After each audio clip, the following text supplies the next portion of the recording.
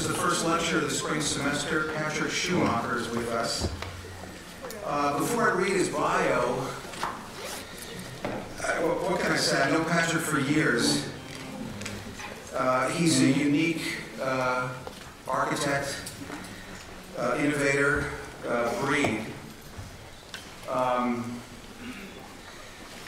Traditionally, there's been a division between theory and practice. I don't necessarily think that's a bad thing. It's inevitable that one who chooses to go in this profession will pursue an area of interest, and depending on their ambition and their curiosity, they will either stay within one arena or begin to transgress it and unify a number of them. Patrik, who is the partner with Zaha Hadid, has produced some of the most spectacular buildings, I think, in the last 25 years, contemporary buildings. Some of them have been game changers insofar as they have been radical, they have been controversial, they have created a certain polemical dissent in our profession, which I think is a good thing. If I'm reminded of Frank Gehry's project in Bilbao, and actually how a project like that was capable of changing the history of architecture. I think that the work that's come out of Patrik and Zaha's office has done that many times over. And it's not just about making beautiful buildings, and certainly many of them are extraordinary buildings. But I see them as these fantastic kind of didactic grenades that emanate well beyond the site, and they change the public space. They increase awareness about the power of architecture. They set up a dialectic with traditional architecture in a beautiful way. There's a conversation in many of the projects in terms of how they nest themselves into existing cities. The work is in the forefront in terms of not only its theoretical ambition, but in terms of certain technological innovations that have had to be conquered and overcome in the context of putting this in the work. It's very rare that you will find someone who has a kind of seamless practice in terms of their theoretical position and the physical manifestation of the work. That's a compliment on the highest level. In terms of some of the facts, Patrik, as I mentioned, is a partner of Zaha Hadid Architects and a founding director at the AA Design Research Lab. He studied philosophy and architecture in Bonn, London, Stuttgart, where he received his diploma in architecture in 1990. In 1999, he completed his PhD at the Institute for Cultural Science, Klagenfurt University. He joined Zaha's office in 1988. In 1996, he founded the Design Research Laboratory with Brett Steele at the Architectural Association School of Architecture in London. And I should add, I've been on many juries there, and again, the work has always been extraordinary and authentic. He continues to serve as one of its co-founders. He's co-taught a series of postgraduate option studios with Zaha at the University of Illinois, Chicago, Columbia University, and at the Graduate School of Design at Harvard University.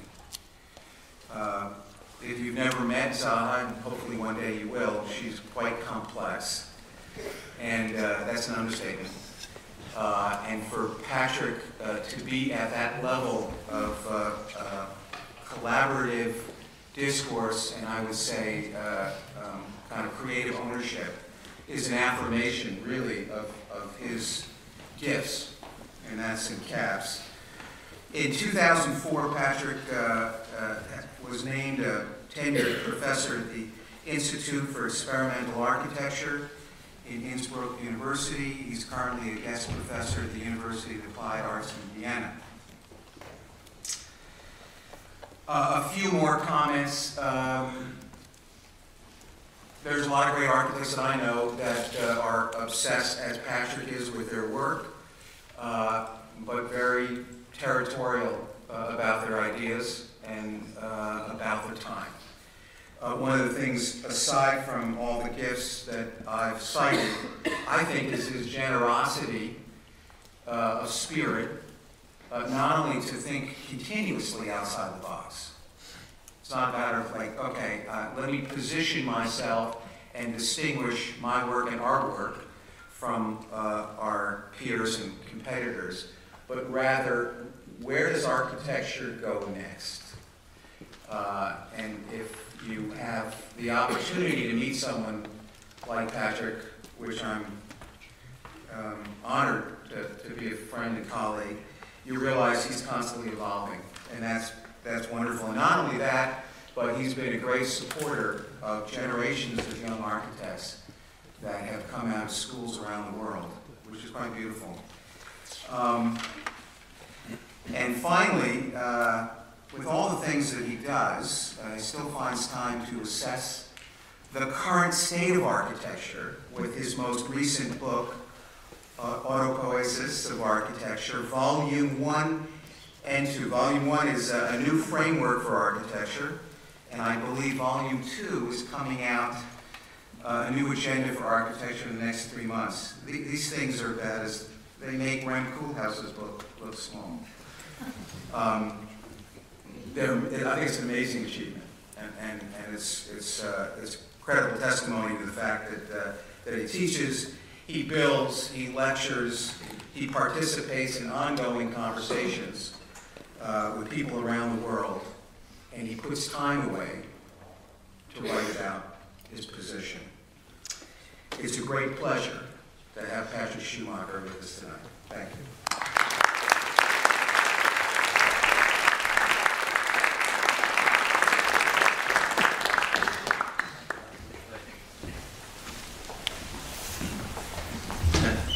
Good evening. Thanks so much for this generous introduction to Evan, and thanks for inviting me to the school and to the wonderful space. I will give a rather dense lecture. We'll run at about an hour, perhaps in 10 minutes, and then we hope we have some time for questions and answers.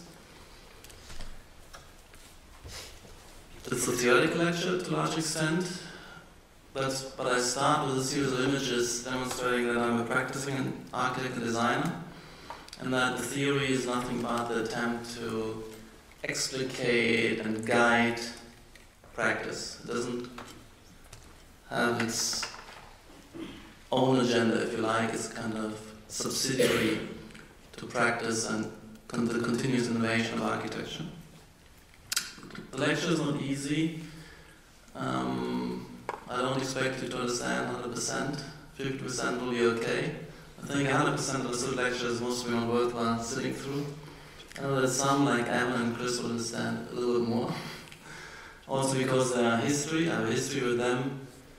And the lecture is also about their work as much as about my work. It's in fact about the work of a whole generation, which has been developing a new paradigm for architecture, which I call the Parametric paradigm, and that aspires to be the new epochal style of the 21st century, Parametricism. Just to flick through some of those images of completed built works, and I'm later on showing a whole kind of series of further built works, not only showing built work, but it's just the tip of the iceberg of a design oeuvre which is expanding exponentially now since our firm grew from 4 people when I started to 400 where we are now. So it's very much also a collaborative effort, a kind of intense culture which feeds itself from the various schools we're teaching, and from a global discourse, this kind of grand conversion of efforts and creative efforts under the new parametric order, if you like. So what you've just seen, one kind of set of phrases which summarize this complex variegated order. I think that's what we're aiming for, because that's the thing what contemporary society, which I refer to as post-Fordist network society, requires, which is quite different from a previous era of modernism, which was congenial to what I call Fordist mass society, or what the modernists sort of as the industrial age. So, architecture's task now is to organize and articulate the societal complexities of post-Fordist network society. Underlining that confident statement is an understanding of the societal function of architecture, which I put abstractly as innovative ordering and framing of communicative interaction. Because social life is primarily communication. All the activities are communicative activities. They become ever more diverse, ever more interconnected. Everything is networked with everything else. And it's again kind of very complex communication system which we need to structure, order. We need to gather. People need to find each other, to gather and get into constellation in all sorts of diverse and interesting and parametrically variable event scenarios and communication scenarios. And that only can take place in a kind of complex, well-ordered built environment, which is a kind of sorting machine for social processes. And in terms of the task of constructing that and evolving that sorting machine and building up to ever higher levels of complexity, intricacy, dynamism, I'm distinguishing the aspect of organization. I mean, simply the distribution in space, the spacing out and separating out and connecting back physically of the various institutions and social situations. But I think there's a second aspect to that, which is the aspect of articulation. Not only that it is objectively sorted and arranged and organized, but that it is articulated so that it becomes legible, that we can navigate this, that people gather and find each other, and that they're put into the mood and mode of particular communicative situations. That is the task of articulation. That is to do with appearance and appeal and the visual order through which society functions. It's not only an objective order. We're not just bodies in space, we are kind of sentient socialist beings who operate the built environment as a system of signification, as a language. And that is very important. That has not been reflected explicitly, but now I think we've reached a point where we need to reflect this explicitly and turn this into an explicit project to develop built environment to the next level of civilization. And this articulation has two aspects. It has a phenomenological aspect to do with perception and perceptual tractability and conspicuity of various scenes, kind of perceptual tractability of complex scenes, and then the semiology aspect, building up that language and system of signification. These categories and terms are focus of volume 2 of my book. So we have these three projects. There's a certain hierarchy that organization in a sense comes first, but then you need to start worrying about its perceptual palpability and legibility, and then you need to think about how this, out of that you can construct a semiological project. So architecture's task and core competency has these three dimensions: organization, articulation, and signification.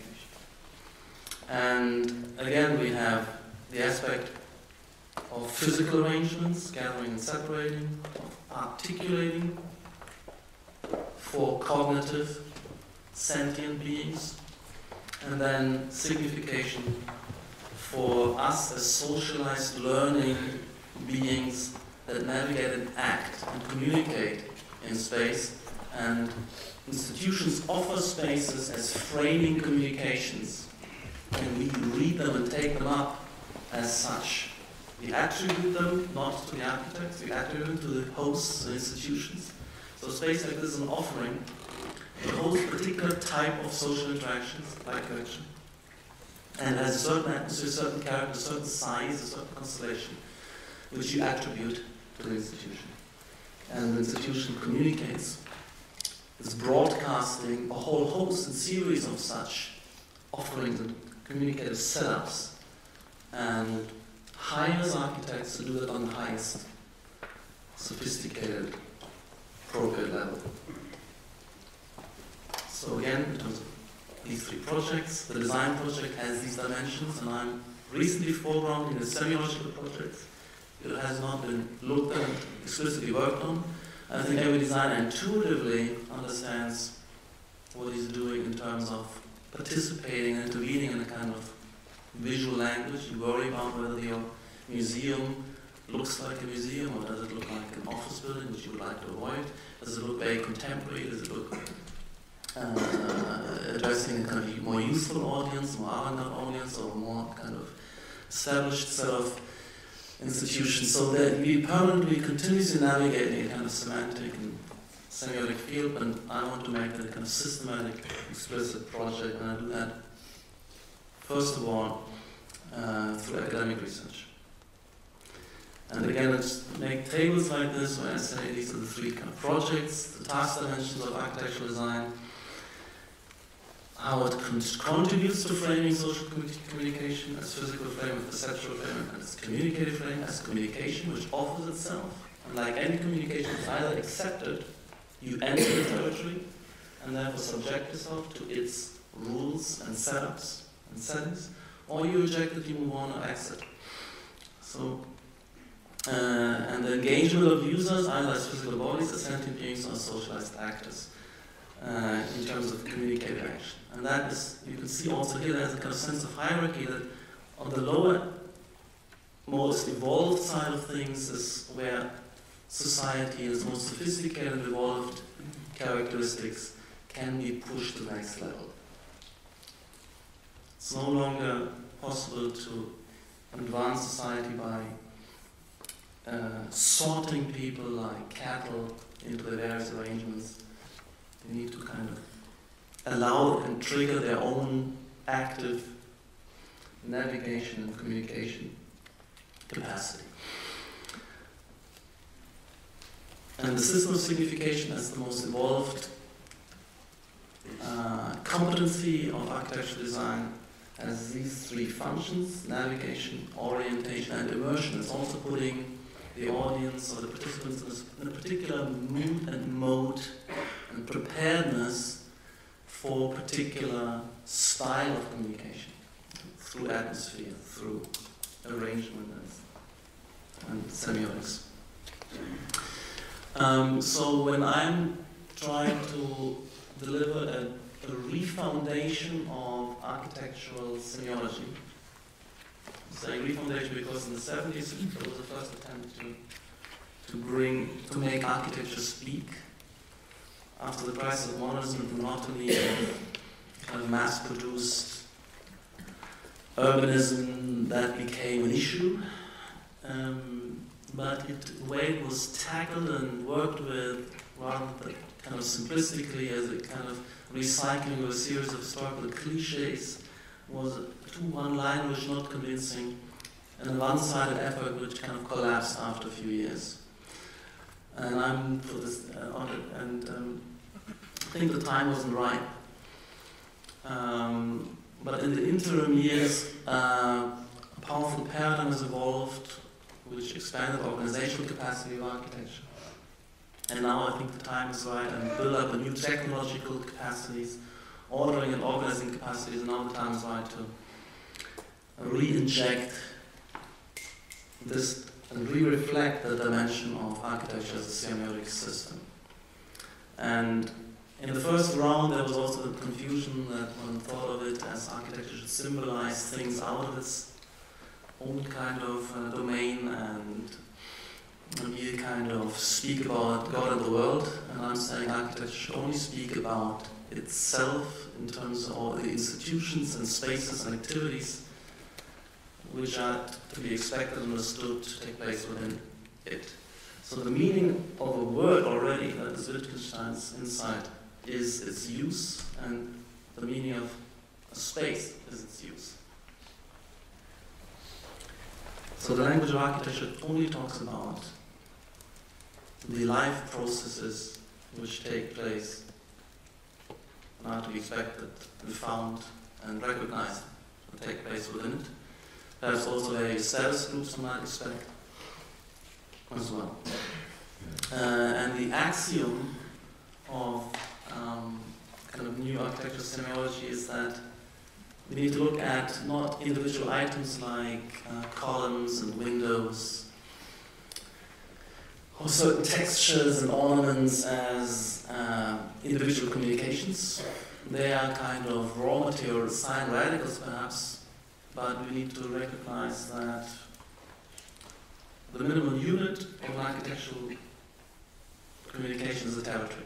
That's what invites you into its communication, into its setup. That's what you might reject. That's what you have to buy into when you step into the territory. It is the equivalent of what in the spoken language is a sentence. Individual words have no meaning. I can say dog and you don't know, I'm not saying anything. So it is the equivalent of the sentence is the territory, and only territories of meaning, and we constitute and constructing territories with vocabulary and hopefully with a grammar which allows us to express a near infinite variety of meanings, activities, with a finite set of vocabularies, components, syntax. So only a territory is a full communication, something that calls for being either accepted or rejected. You accept the communication, you enter the territory and participate in the respective interaction scenario. You reject the communication, you do not enter or exit the territory. So the architectural sign is the territory, and the space-making elements, the space-characterizing elements, are the sign radicals which need to be brought under the spell of a grammar. And that is a conscious, creative project, which I said to myself and my students setting semiology project. And this is not going to have time to go through in detail. One of such student projects trying to build a vocabulary of organizing tropes, of distinguishing units of space and interaction and arraying them and differentiating morphologically and having a kind of spatial syntax to translate a university campus which comes with different schools, faculties, departments, different status groups, students, visitors, staff, teaching staff, various types of activities which complex enough to call for perhaps the effort of building system signification coherently. So there's a series of distinctions with respect to faceted versus creased versus smooth shells. There's a kind of whole algebra of shell, a kind of set theory of, first of all, distinctions of shell shapes as well, and then they're kind of in matrices combined with the different morphological types we've developed, and we're creating a kind of, going through it quickly, a kind of systematically arrayed and distinguished repertoire of shell forms. And there's a layer of grid shelling, of making porous, and this could carry another layer of meaning. And of course, when we go into these subsystems, it's also important to see that these signs and morphologies are not only arbitrary, they're arbitrary in what we select, but they have also kind of tectonic, structural, form-found logic behind them in terms of the shelling, the ribbing. So we're talking about a tectonic repertoire of articulation which isn't kind of arbitrary color coding, which uses the material logics, structural logics, environmental logics as medium to construct a systematic language of differentiating various types of spaces, characterizing spaces, in distinct and interesting ways, constructing these networks of similitude and contrast, and various ways and algebras of intersecting. Again, there's fault-finding and proliferating systems used. There's this kind of idea also of nesting and intersecting and negative Boolean relationships, the kind of whole logic of set theory is integrated. This is kind of some glimpse of a project and what this kind of work might end up looking like, and you can also see that it's fully within the parametricist paradigm. It's just adding another layer of rigor in interpreting these systems of differentiation and correlation than we would usually have done more intuitively, more playfully, without instrumentalization to the same extent. The next stage in this project is in fact that the meanings, which are the activity scenarios, are not only to be kind of talked to in the design or written into the spaces in a kind of textual fashion, but that you can actually incorporate the layer of meaning, the domain of the signified, with these kind of agent-based occupational modeling strategies. So we're not using the intelligence of crowd simulation, not for the kind of engineering event of evacuating space, but functional crowds, which are scripted with respect to particular settings, and their behaviors could be responsive to particular semiotic clues. And that's the way we live. The capital slows down, it creates atmosphere, light conditions, so we can create agent-based actors and associate their behavior to the architectural features as if they have learned the language of our design. And that's the way we can actually build up and keep track of a plausible, complex semiotic system and speculate for the first time in the history of architecture in a nuanced and plausible way, but also in a very creative way, about patterns of communication and interaction in space, which we understand now quite differently from the modernist idea of a schedule of accommodation with a handful of stereotypical functions. So it's a new era where the whole category of function is also radically rethought, and as you can see, in congeniality with the way parametricism has rethought the category of form.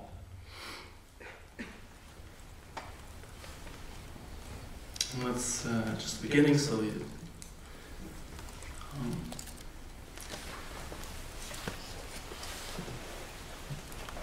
Parametricism is the title, the name I have been giving a collective movement which has evolved for more than a decade.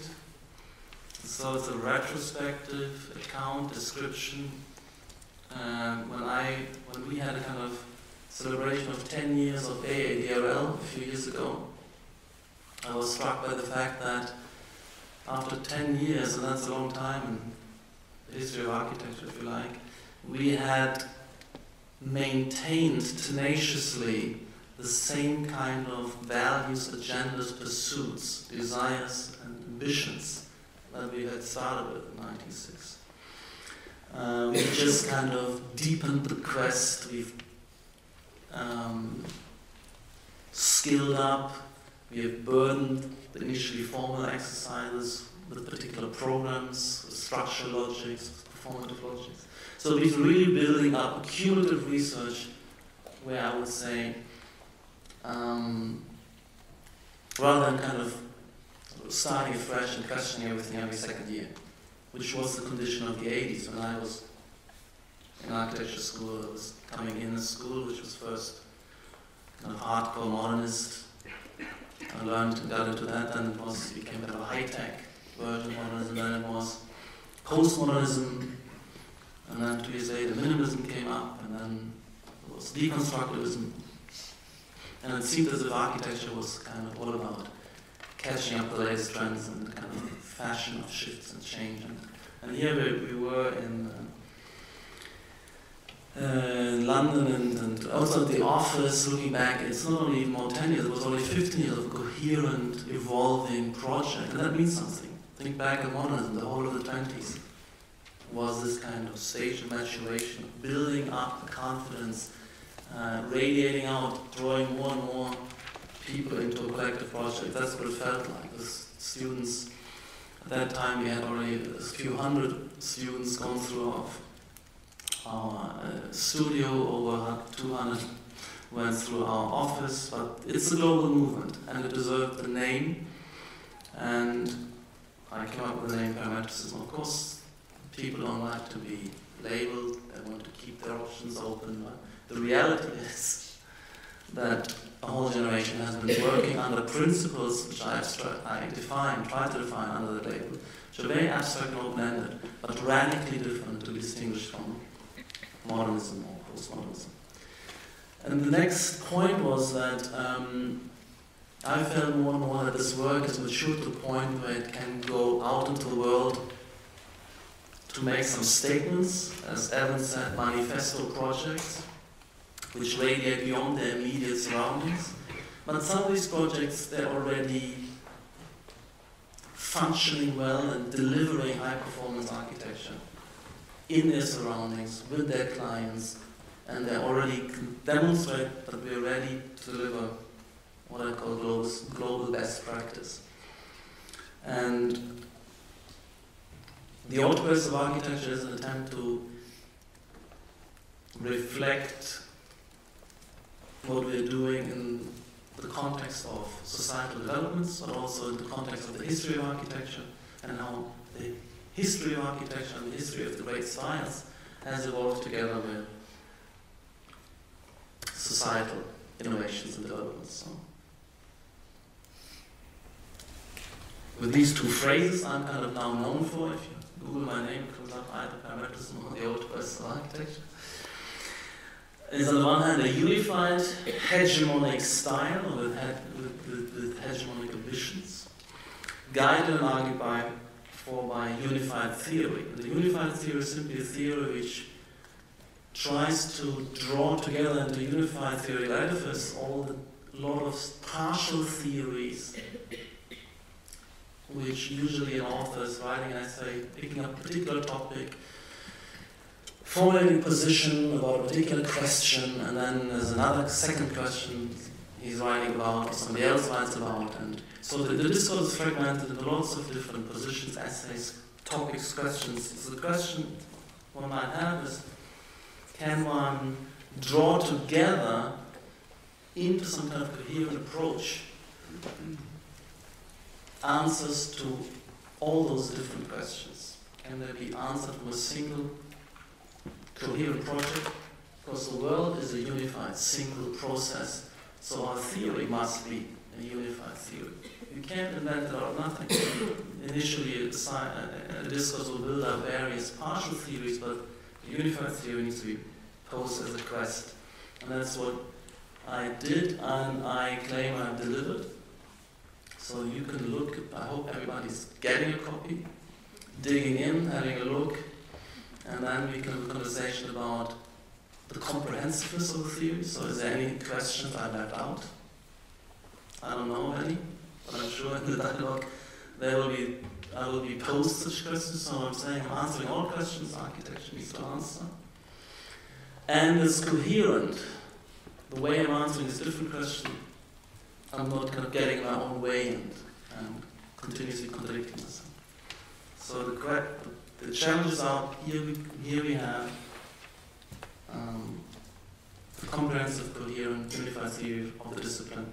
And that allows me, plus, also look at my website, there's about 70, 80 articles published, which is much easier to kind of generate this kind of 3,000, 4,000 word articles, because each time you have a partial view, and you don't have to necessarily worry about cohering that with other partial views you might have delivered a year earlier. And so, how I was able to do this, First of all, there's a kind of framework you need to settle within. There's a certain theory of society you settle yourself in, a certain paradigm of thinking about society. That is communication theory. And that's just a kind of decision, very helpful way of an abstraction, how to look at society, and then how to look at architecture in society. The treatment of communications. And I think that is the way to look at a very potent and effective abstraction of the 21st century, because most of our lives are kind of dematerialized to the extent that it's all problems of communication we're facing. The bottleneck is always communication. Even if you seemingly have physical issues like you're ill or you had an accident, immediately the questions of communication come to the forefront. Have you health insurance? Can you communicate with the doctor? Do you have friends, colleagues? Are you insured? Even if you want to project yourself across the globe to Australia, it's more the question, do I have money to buy a ticket?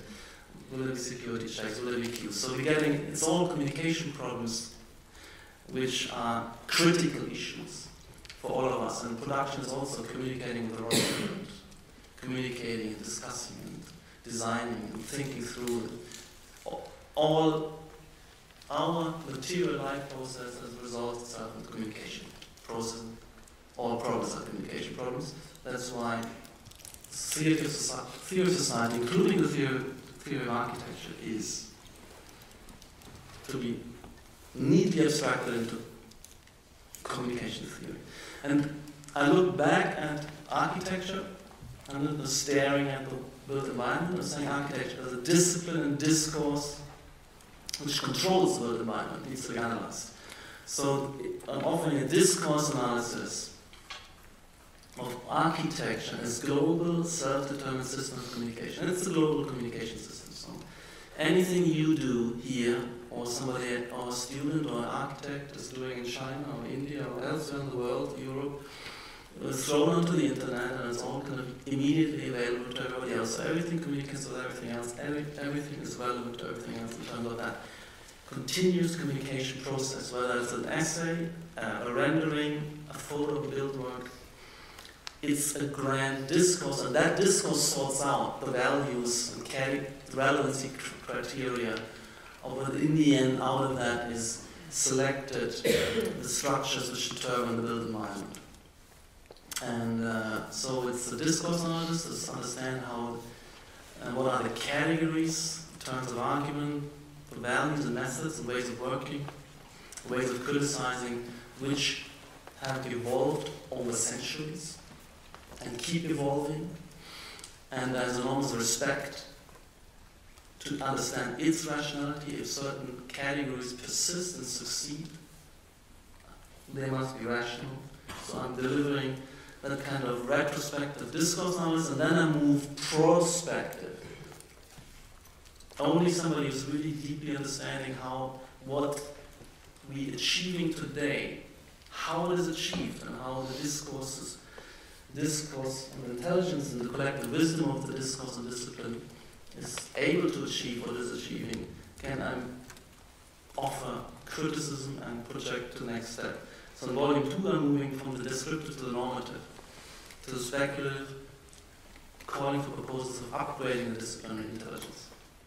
This is just a list of partial theories which have been integrated in the comprehensive, coherent theoretical edifice, which is the theory of architectural processes.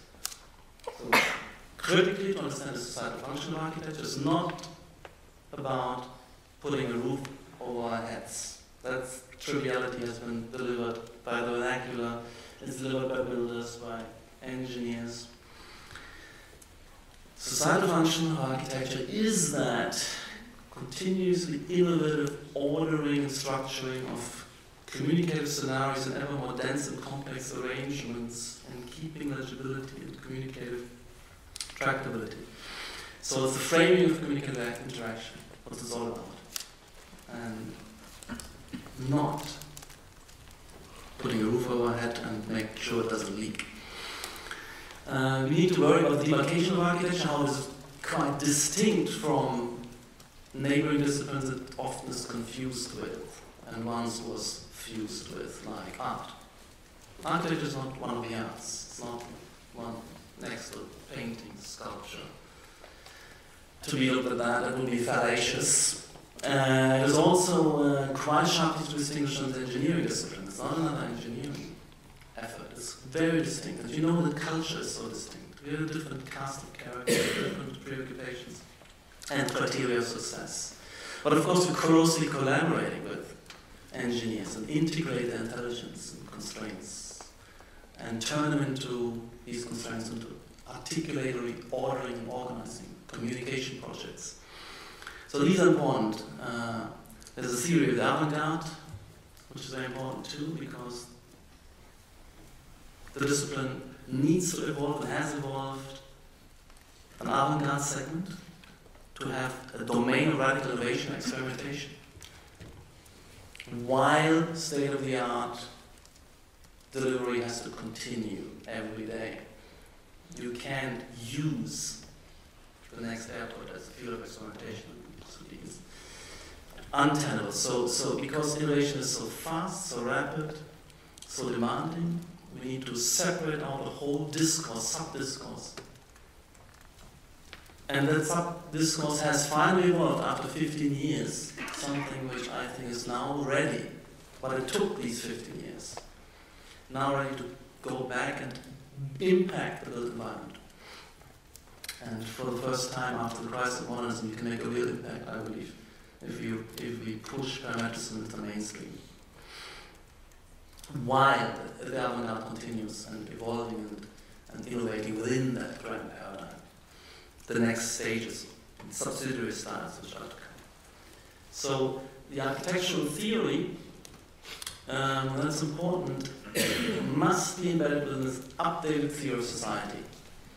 So we need to understand the societal function of architecture, to understand how we fit in, what is the contribution to the evolution of the civilization. We need to have a kind of grasp on the fundamental order, logic, and dynamics of contemporary civilization and society. And of course, that is something we should not expect an architect to deliver. But what we can expect is that an ambitious architectural theorist is scanning the field of social theory and teasing out the most advanced offering, and then make a proposition that architecture might tie itself to a particular description of society.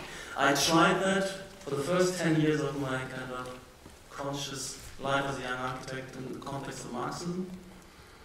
But Marxism, I don't think is credible.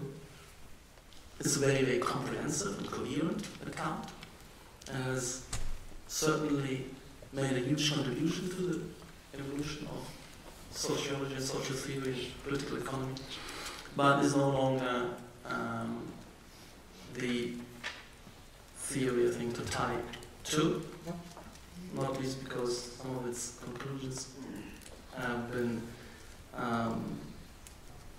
refuted by history, if you like, and I've been reading and trying to understand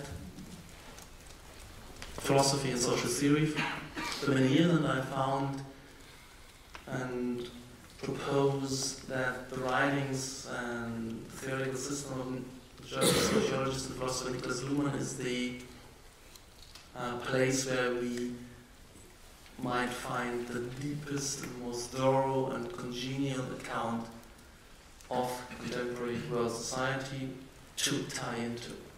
Just as a hint, he has distinguished, he thinks of society no longer as a kind of stratified order, but as a kind of order where different specialized discourses have separated out and autonomously co-evolving, like politics, the law, the economy, science, education, health, philosophy, and art. There are different subsystems of society which have their own logic, own criteria of success, own categories, and their own self-regulating, self-propelling contribution in that network of co-evolving systems. And I'm saying that architectural design is such a subsystem, which is sui generis competencies, sort of categories and ways of working, its own medium has evolved, the medium of drawing and modeling, The economy is another system has evolved its own communication medium, namely money. Political system has evolved its own kind of medium, which is kind of administrative power. So this is a way I want to propose that architecture, together with the other design disciplines, which I tie into this discourse, which is industrial design, fashion design, interior design, furniture design, graphic design. That's all design. It's all about framing communication. Because we're communicating not only through the spaces we seek out and invite us into, but also we dress up for a particular occasion. All products are interfaces of communication, as well as their physical functionality. And the designers of all disciplines are the experts of treating the world, the totality of the world of artifacts, as a system of communication.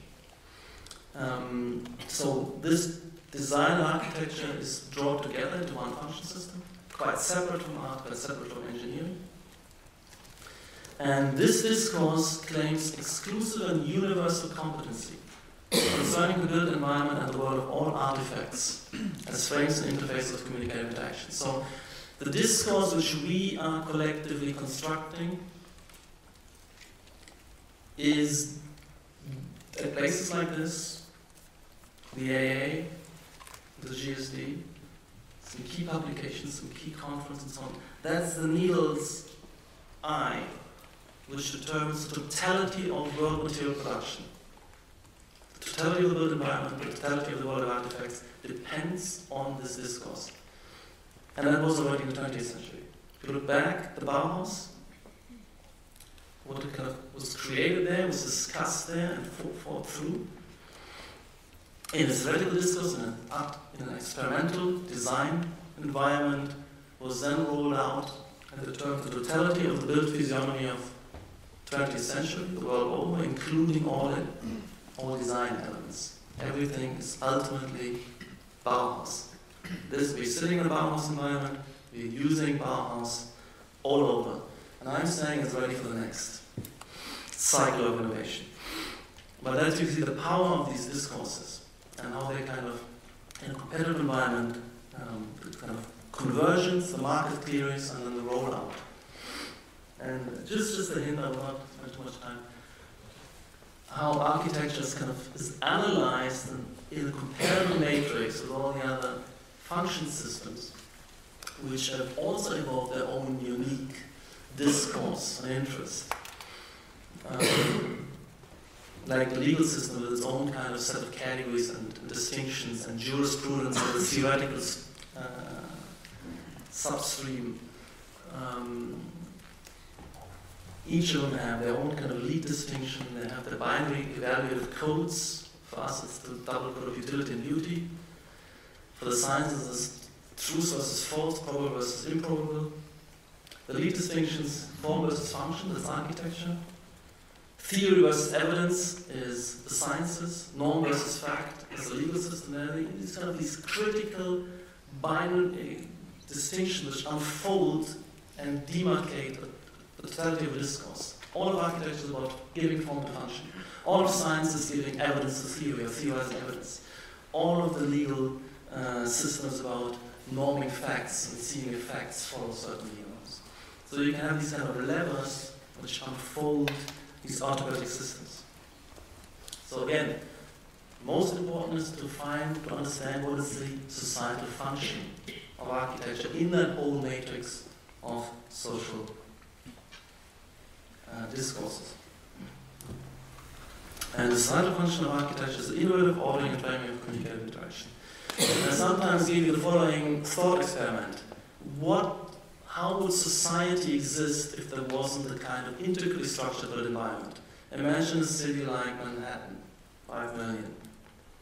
The population of Manhattan, rolled out on a kind of undifferentiated tarmac surface.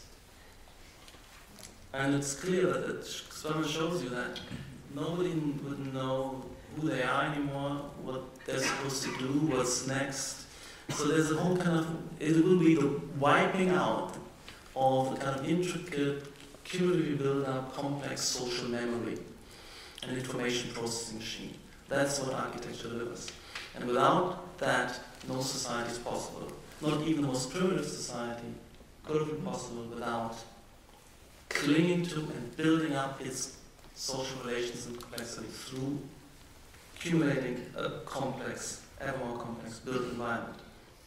So my thesis is that social order requires spatial order, and that architecture provides a long-term social memory as necessary substrate of the evolution. So my thesis is that if you look at the theory of evolution, there is a material substrate which has cross-generational permanence of reproduction for the evolutionary mechanism of mutation, selection, reproduction to work upon. That is the DNA, that material substrate is the DNA. And when we come into cultural evolution, meaning the becoming man, the evolving out of the animal kingdom into a cultural evolution, a progressive cultural evolution, requires a kind of material substrate upon which evolution can work, which is the built environment, which you can accrue piecemeal, unconsciously, and you can kind of select and then reproduce and accrue and build up that complexity, like the kind of complexity of the organism was built up. And without that, you will always ever have a small flock of apes. With each generation, that social memory not built up, starting from scratch. And here we have something, a chance to build up a complexity where each generation is building on the achievement of the prior generation. That's the function and power of the built environment. We're building a complex social organism which moves to ever larger groupings, ever larger integrated societal structures, and now to really mega cities and in fact a world community. So becoming man is intricately tied up with the evolution of a built environment where different social groups are distinguished and stabilized, different activities are ordered, sorted, and reproduced and evolving. And again, the design disciplines, where we also needed to make social distinctions more perceptually conspicuous, more precise, and systematic, beyond the variation of which is naturally given, the kind of distinctness of characters and social positions. And that was always the function of what now seems to be a kind of flippant fashion system. But the fashion system still delivers that. You can have look at a crowd and audience, you immediately kind of know their positionality, where they're coming from, their potential position in society, their profession, and then you navigate this world. And it's also a layer on the built environment. It's not just physical organization, it's also signification, ornamentation, distinction. This is what becoming human and the escape of the animal kingdom is built upon. And this kind of builds and builds, and it builds initially this kind of the laws of material optimization, why it's circular, because they're the most stable, the most easy to build. It's kind of separating out and dividing and gathering and ordering, and then cumulatively accruing complexity and developing certain organs within that, like the kind of guild hall, the marketplace, the church. And these kind of organs of these communities, and they could keep growing, the first wall, the second wall, and that kind of, with these, and clinging to these kind of structures, the social organism and order elaborates itself, totally unconsciously. None of this is planned. It's perhaps imitated without understanding its rationality. It's kind of tradition-bound building, and it kind of crystallizes out of the agricultural landscape, these cities, like a bacteria colony crystallizes in a kind of nourishing substrate. It is a material process, a material evolutionary process. In this sense, but then there is that moment, which I call the Big Bang of architecture, where we're no longer just subject to kind of repeating the same, like the father's generation. Everything keeps rolling the same tracks with minor, small improvements which might be kind of selected and continue. We're having a radical break, and architecture emerges for the first time out of tradition-bound building. When the architect separates, before there's a lot of self-built, then there's a kind of specialization of the crafts, and as the architect doesn't exist, it's just the kind of leader of the crafts group, and they just primarily just build. There's no drawing, or very little drawing. There's no anticipation or discourse. You just keep building what you've always been building. And then there's a moment where you pull away and you separate the architect. He is shifting from building into construction into the world of paper, and is drawing. He's only drawing. That's the moment of the Renaissance, the moment of Alberti, where he says architects don't build, they draw. And they speculate, invent the architecture, and then later on somebody else executes. This is an enormous, and gives an enormous freedom and lightfootedness of creating various options, versions. And of course the initial drawings are just redrawing and rationalizing what has evolved. But then, once that's started, you innovate, you invent. Immediately, you need to argue, because if you do something different, if you do what always has been done, you don't have to answer questions. If you do something different, and this is radically different from the Gothic, in its kind of order and its pristineness and its kind of inventiveness and its going back to ancient models, you need to argue, and theory comes to the fore. Immediately you have the architect. He is a kind of recognized author. He is innovating. He is drawing. And he is theorizing and publishing treatises on architecture, like Alberti, Servio, Palladio. And suddenly there's an enormous acceleration of progress and the discourse which projects back to the reality. But then, very quickly, in relatively historical terms, you're moving from the Renaissance, order of the city, projected into a kind of amorphous landscape, to Baroque, and suddenly that order of architecture, the invented order, projects out onto the horizon and onto the captures totality of the territory. And you evolve a style from the Renaissance, which is an additive composition, where each element is in itself complete and symmetrical, and you add these together, into a style which creates unities on a much larger scale.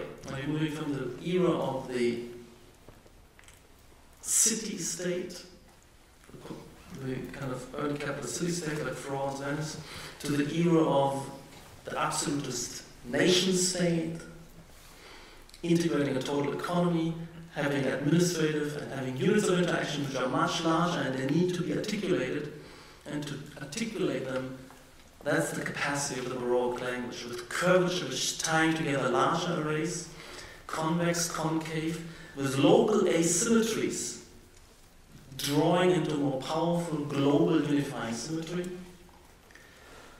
This could not have been designed in the style of the Renaissance. This requires the kind of plasticity of the Baroque, the deep relief, which is active for far away distant views, the kind of continuity of curvature, the ability to hold in tension and into unifying large units constructed and perceptually, palpably constructed, that requires the Baroque. And again, the kind of local asymmetry flips into a really powerful symmetry. Much more powerful if you put two circles next to each other. There is no power in the order, in the unity. The more amorphous and asymmetric you start with, and you flip that into the symmetry, the more powerful is the unifying fact. And we use that in some of our works, incidentally. And there's a lot of local asymmetry. You could actually then re-bring asymmetry into it and still create a powerful unity, because there's a kind of broken symmetry. These are the kind of lessons we learned. And for me, the lesson here is more to say, try to understand that as styles move and progress, and this is not just change of fashion or an oscillation between the Apollonian and the Dionysian as been described.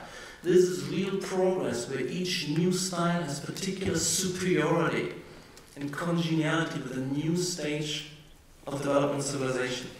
The Renaissance was not capable to deliver the Baroque city, which is a city on the unified nation state. And again, society moves on. There's industrial revolution. There's a kind of mass reproduction society based on assembly line and mass reproduction. Something totally different. And the kind of problematic and capacity of the Baroque has to be is a factor which has to be burst as well. And a new morphology is brought forward, and the new aesthetic and the new style has to be developed. In fact, the Baroque style is already kind of floundering in the era of first laissez-faire capitalist evolution, where you don't have the absolute mercantilist, centralized plans economy of kind of France of Louis XIV. You have a kind of more dynamic development in kind of North England. You have this kind of free agglomeration of city structures and factories in a kind of chaos, and that is the vital, that is what you need to start to love. And the kind of Baroque symmetry and order becomes the stifling force. And that brings forth an aesthetic revolution from the Baroque to the picturesque, the kind of celebration of chaos and uproar, tumult and kind of chaos. And then there's another stage when we're moving to the laissez-faire early capitalism, which has the aesthetic of the picturesque, into the kind of 20th century consolidated monopoly capitalism, let's say, the capitalism of the great concerns, the big, integrated, bureaucratic corporations, which now set up mass production on a mass scale for everybody. The era of Fordism calls forth modernism in its endless repetition, using steel and concrete, throwing away symmetry, throwing away proportions, throwing away closure of composition, and having a kind of open-ended, ramifying compositions, but always under the principles of separating out functions, specializing them, they could be all radically different, and then internally repeating. The same order you find in the bureaucratic corporation. These departments, specialized, separated out, specialized, and then internally repeated. Every single modernist project can be brought down to these principles. Look at them. Separating out, small, minimizing connections so you could really specialize and separate this out. They're radically different, each part. Open-ended in how many you put together. But each of them has the order of repetition within it. The Bauhaus is a canonical example of that. Again, the great advantages, rather than stuffing all these necessary components of an institution into one preconceived, symmetric, proportioned palace, you can optimize separately, pull out the apartment block and give it its own height, depth, floor to floor fenestration. And then you separate it out from the administrative track, the band windows, with its own kind of depth and height from the workshops. So that is the principles: separation, specialization, repetition, which is the key to modernism, and it could be expanded onto any scale. Again, separating out, specializing very different from here, internally repeated.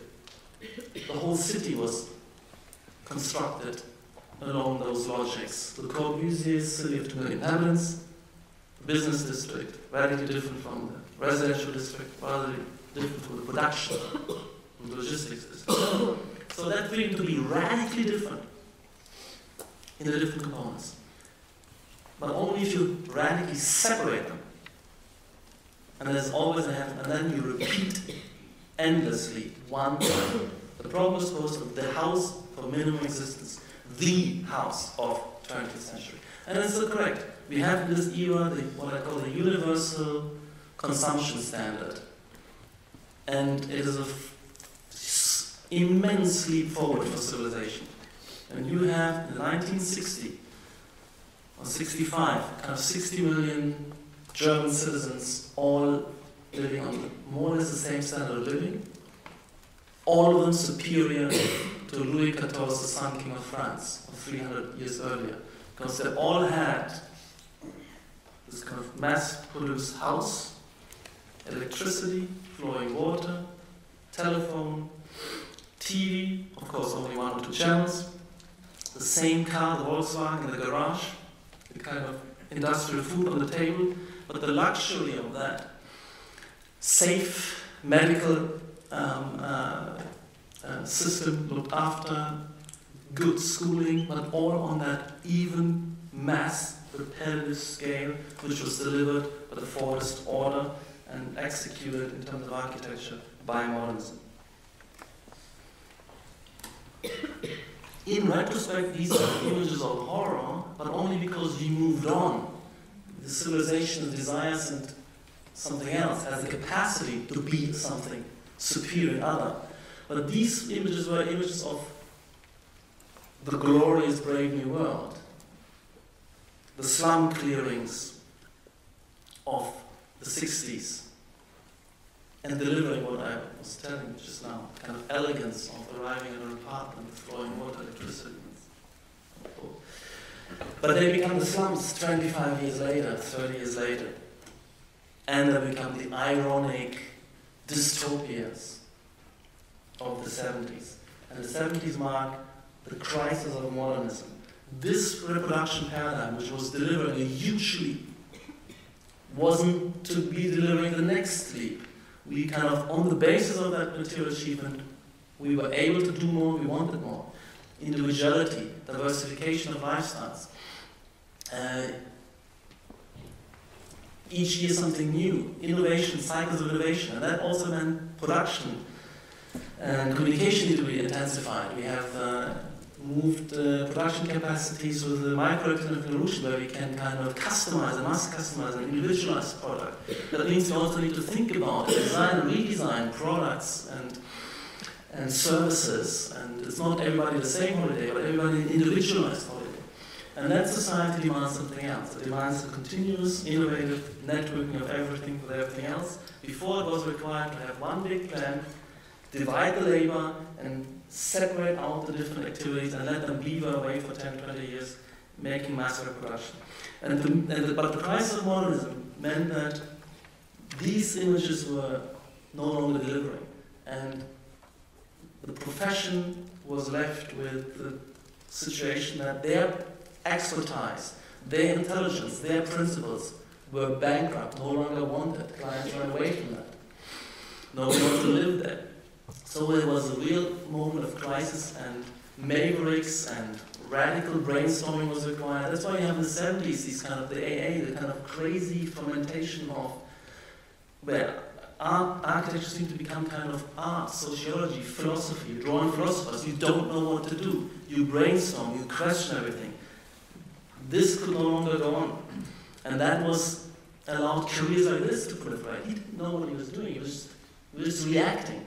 Maybe it was just a kind of intuitive attempt to translate into an architectural project the kind of fermentation of collage new environments outside of architecture. It's part of a retrospective manifesto where you have the rehabilitation of historic centers, the kind of running away from architects into self-made environments. That was the 70s and 80s. And that is a kind of reflection of that, trying to catch up the profession and the discourse, trying to catch up with society which moved outside its scope. And we have, of course, we have to look anywhere you can, and that's mostly all the other sides of history. anything except modernism was becoming inspiration to the next step. So postmodernism is an attempt to find something new, and it wasn't about the old buildings, because they were delivering the kind of new sense of diversity, this new sense of differentiation in society. Could be mapped onto those, but quite quickly, from moving from postmodernism to deconstructivism, we were able to abstract what was interesting about this and leave the source materials behind as irrelevant. But there's clearly a progression from postmodernism into deconstructivism.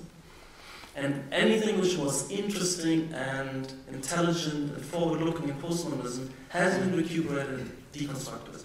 Differentiation, collage, the interpenetration of subsystems.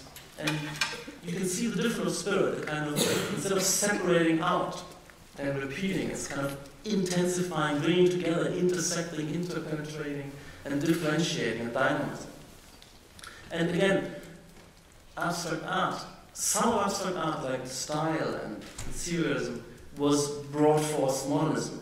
Other things were left behind, so it's not the question of where the influences. The question is which fermentations persist and proliferate. And this was only able to persist and proliferate and make an impact in the 70s, inspiring this kind of work and this kind of work. And here you can see the difference between modernism, where it's neatly separated out. Here the kind of different, radically different layers interpenetrating and competing and intersecting in one territory. And you have multiple references that are simultaneously structuring a space. That is the complexity of society you want to look at, and we looked at these, and for me this was one of the kind of a shock of recognition when I was a young student in the early 80s when this came out, and I instantly, and all my peers, we were acquiring the capacity, which was here for the first time post. Instead of drawing one pattern and moving on to the next place, to the next pattern, you kind of draw one pattern and you draw into the second and third pattern. We got that in a split second, and we've never looked back in those years, but the next step for us was, I was invited to teach at Columbia University in '93. We took up this idea of a complex layered matrix of spaces, but our systems were reacting to each other. They had gradient distributions. There was an attempt to have these layers inflect each other, resonate with each other, to build up more just a pure collage. That started in '93. It's still very chaotic. I'm not happy with the result, but you can see the desire, and that is now nearly 20 years ago, of a kind of parametric urbanism, if you like. And these were also the first time trying to use computer to generate some of these kind of tensions and force field and mutual inflections of subsystems. A discourse which continues today. And that's the kind of work of the 90s, which followed from that or continued and led to kind of projects like this, where we're now winning competitions for large master plans, where we, not show later animation, where we have a kind of rich differentiation of subsystems of affiliation to context, but much more ordered and coherent, and where you can read off the kind of the skyline becomes a kind of information about the plan, etc. Or we looked at corporate organization instead of these kind of separate out bureaucracies, these kind of dense, three-dimensional field structures, these three-dimensional Bürolandschafts where everything communicates with everything else, but is also differentiated and placed in a kind of order of differentiation. And we, in fact, took these kind of principles to deliver back already a kind of mature, high-performance space for high-performance social institution. This is the central administration and engineering and auditing building for a new BMW plant in Leipzig, a highly sophisticated robotic plant with a lot of administration, engineering, and we created, instead of modernist-wise, create the administration buildings as a separate unit away. We launched it right into the center. We let every production flow move right through. We're trying to connect and communicate and intensify communication throughout the building. It's a kind of a nervous network, a kind of nervous center of the whole factory. You lead us in, you kind of make transparent, you open to view, you allow, make navigable a complex kind of flow diagram. And what is also important here is that you make that an aesthetic project. Because it's not only just to organize these flows that objectively can happen, but that you are able to follow them, that they're perceptually palpable, that you can be drawn through the space and you find the different layers of communication. And that means all the pragmatic elements you have, the lighting tracks, the structure, the handrails, everything is brought under a kind of powerful formalism. So there's a strong formalist project here, which creates a kind of which takes all these complex requirements and forces them into an articulatory, communicating, navigating project.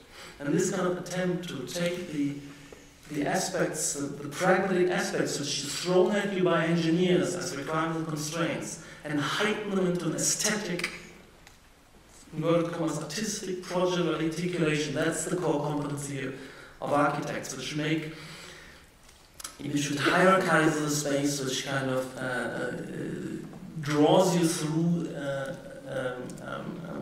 circulatory channels, and at the same time differentiated structures, places and spaces, but are all visually connected with the deep penetration of space, where at each point you can see multiple things going on, which might be relevant in an organization where everything needs to continuously networked and checked and coordinated with everything else, rather than disappearing in a little cell, beavering away on something separate. So these kind of spaces of simultaneity, where you, in a glance, you can strategize your next move. You unfold in front of you 50 or more different opportunities of communication, of activity, unfolded and ordered and ready to make your next move.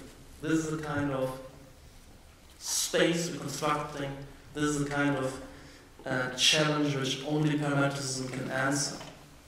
These very complex, intensified communication scenarios, these complex scenes made legible, navigable, and elegantly, everything finds itself elegantly and communicates efficiently for a few minutes and moves on to the next interaction.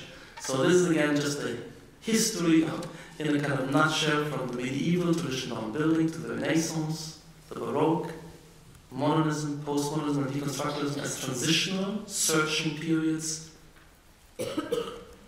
taken over and cleared out, and everything innovative in postmodernism and deconstructivism and more innovation is subsumed in parametricism, and only parametricism, I would argue, not postmodernism, that would be an absurd assumption, could deliver a global new paradigm for finally making, after 30 years of search, a real impact in changing the built environment. So this is the kind of way I want to align the great styles with the stages of world civilization. And styles are these cycles of innovation, ultimately, the epochal styles.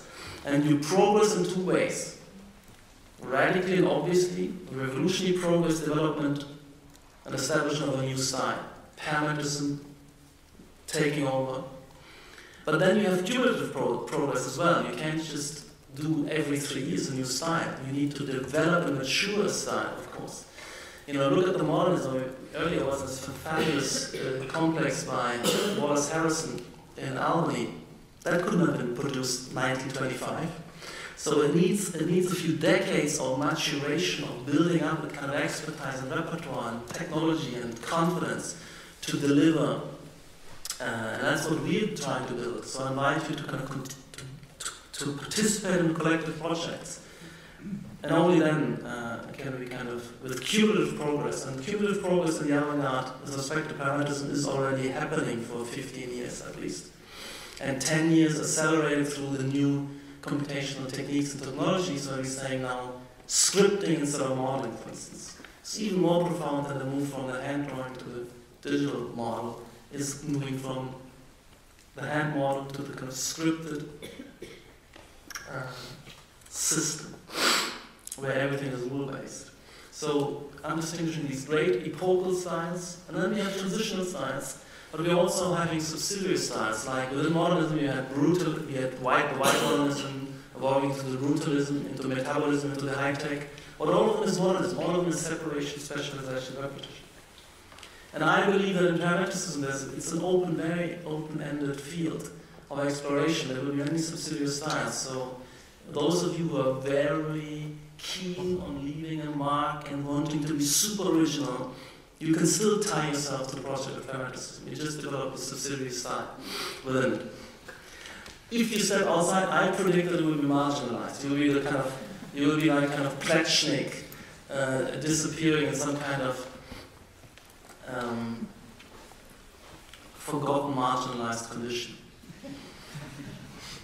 I don't want to go too much in detail on this, but there is also a distinction between a passive style, which is only kind of retrospectively described, an active style, which evolves a confidence of innovation, like the Renaissance and the Baroque, but doesn't yet reflect and doesn't have yet the category of style as a self-reflective, self-descriptive category with forward drive. But the category of style was brought into the discourse in the 19th century and became a kind of, I would say, attractor which pulled in the end architecture and allowed modernism to happen, because there was a 50-year quest of what is the modern style? That question was posed in the middle of the 19th century by Semper and others. The category of style posed that question, and the answer was finally convincing everybody in the early 20s. And parametricism, I think, is the epochal style after modernism. And it is my task, as far as I'm concerned, to push that from the avant-garde to the mainstream. And it's not my style, it's Evan's style, it's Chris's style, it's everybody, it's a whole generation of architectures globally, theorists, writers, experimenters, whether they know it or not, accept it or not. In my description, they're all contributing to that great collective project, and they are the formalists as well as the kind of those who reflect on the new programmatics. They all feed into a global new trajectory, and this is kind of organs, theoretical organs, where experimental work is published and discussed, are extremely important. And I've tried to contribute to that, for instance, in a number of issues, and trying to write and argue and inspire. Okay, so what is parametricism? I'm giving a conceptual definition simply that all elements of architecture become parametrically malleable. And that's something quite radical. And then, you could call it an ontological shift, a shift in the most fundamental, basic primitives and building stones of all architectural work and composition. So for 5,000 years, including modernism, it was just these Platonic, rigid, hermetic primitives, and they're kind of a handful of those composed, meaning placed next to each other. That was it. That was what it was always only about, all the way to modernism. Deconstructionists started to kind of jam these into each other, but now we have something totally different.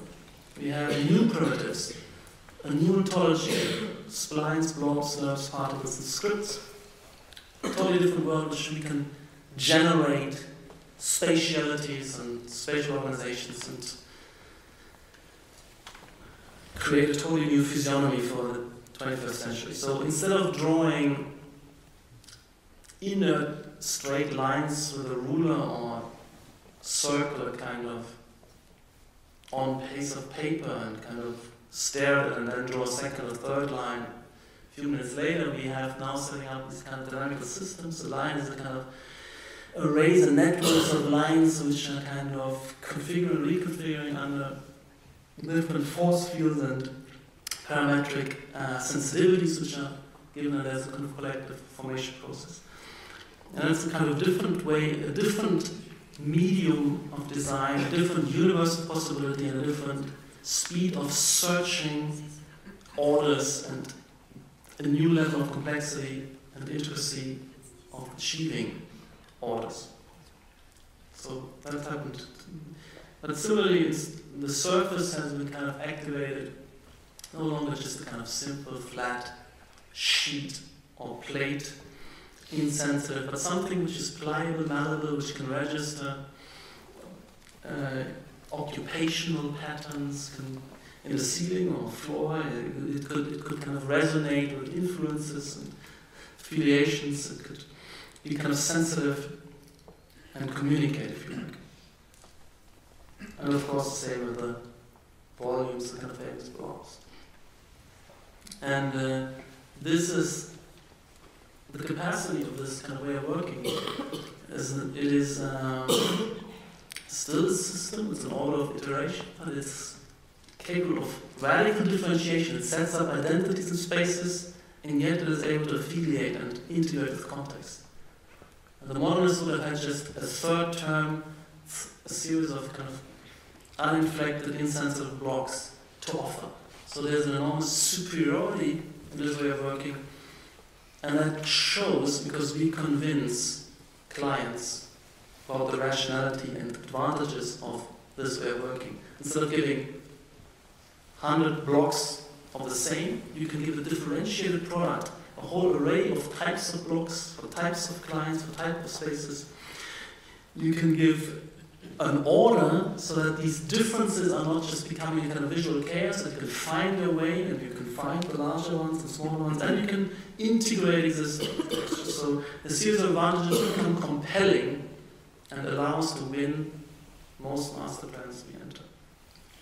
Operationally, so this is kind of the essential conceptual definition, everything from parametric malleable, which allows for the intensification of relations within the building and its parts and spaces and between it and its context. But I can also bring that more to the point in terms of operational definition, meaning a heuristic, meaning some kind of rules of sums and principles by which you can kind of work through your project and improve your project both on the functional side and on the formal side. So formally, principally, we're saying also negatively, it's important that you stop falling back on old ways of working, that you rigorously and persistently test out the opportunities of the new principles and ways of working. Otherwise, it's not a real test. If the first difficulty fall back on old ways of thinking and working, that's not the way. So we need to be quite clear that there's a negative heuristics, that we are no longer using these kind of figures.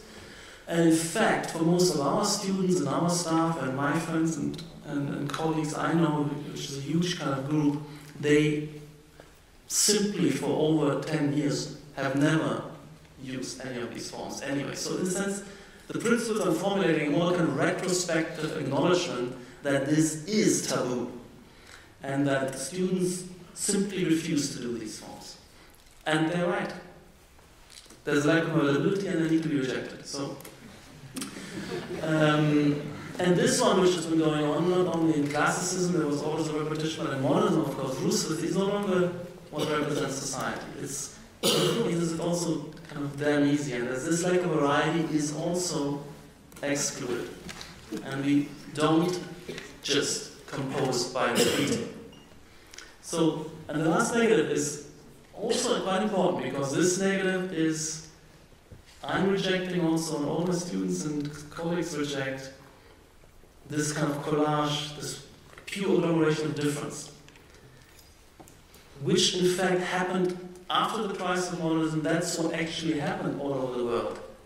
You take away the ordering structures of modernism, of separation, specialization, repetition, and then you, because they're dysfunctional, you rather let a kind of free-for-all happening. That is more vital, but it is generating a kind of visual chaos quite quickly. I call that the kind of garbage spill model of development. That is what the reality which takes place since the crisis of modernism, since the end of modernist town planning and urbanism. The world over, we have nothing but this garbage spill model of development. And that creates sameness, no matter how much difference is in the garbage can. And each garbage can is different. They all look the same. because it becomes a kind of white noise. And this lack of order needs to be rejected, and we need to move on. So where are we going? We've rejected the principles of modelism, we've rejected all that has taken place in reality since then, and also, by the way, postmodernism, deconstructivism is kind of a celebration of that kind of collage approach. We reject all that, and where we're going is, in fact, we're going here. We're using other inspirational sources. You need always a kind of source, kind of clue, a hint, something to work upon and work away from and with. And that is the kind of models. Kind of natural systems are integrally differentiated. There's a lot of difference and nuance and variation, but they're kind of ordered and lawfully structured. So that you can kind of find yourself. There's an order of transformation. And this kind of complex, varied order is what we're looking for. And there is an example, somebody in architecture, actually I was a student at Stuttgart, Frei Otto, who has done that. But it was initially not noticed much. He was a kind of sole pioneer. But now he's become, in retrospect, a great hero and only precedent and precursor of parametricism, with this idea of using natural systems as lawful, self-organizing, material computation system which generate form in a force field in relation to performative criteria. But now we take these kind of, we're no longer constrained to using these kind of physical models. We now can have these kind of simulation and animation processes, which in fact is bringing the kind of laws and logic of nature into the domain of architecture through animation media and science simulation media, which we appropriate. We bring that order into the computer, and now we can set it free and push the parameters out of natural ranges. We can in fact also script willfully and new laws of association in nature, new correlations, no longer constrained to the ones we find in nature. We're creating a whole new, rich and intricate second nature, where we can integrate real performative constraints, but also we can invent new constraints just to create a visual order. And that delivers this kind of work in Zari Architects, at the AADRL, at the Vienna University of Applied Arts, at Innsbruck University Department of Experimental Architecture, we're teaching. And this is just the way at the AA, in fact, we're working with these kind of, a lot of these physical models and physical form finding and material computation system as the first stage, to tease out logics and formation logics. And we do that also as the architects going at nature and translating, and then bring into the digital, bring into the repertoire as a kind of big, you need to develop a kind of resource, a kind of repertoire out of which to select, investigate. You know, always something to work with. You cannot work off staring at a blank screen, as it were. These are some of the projects we've been doing recently.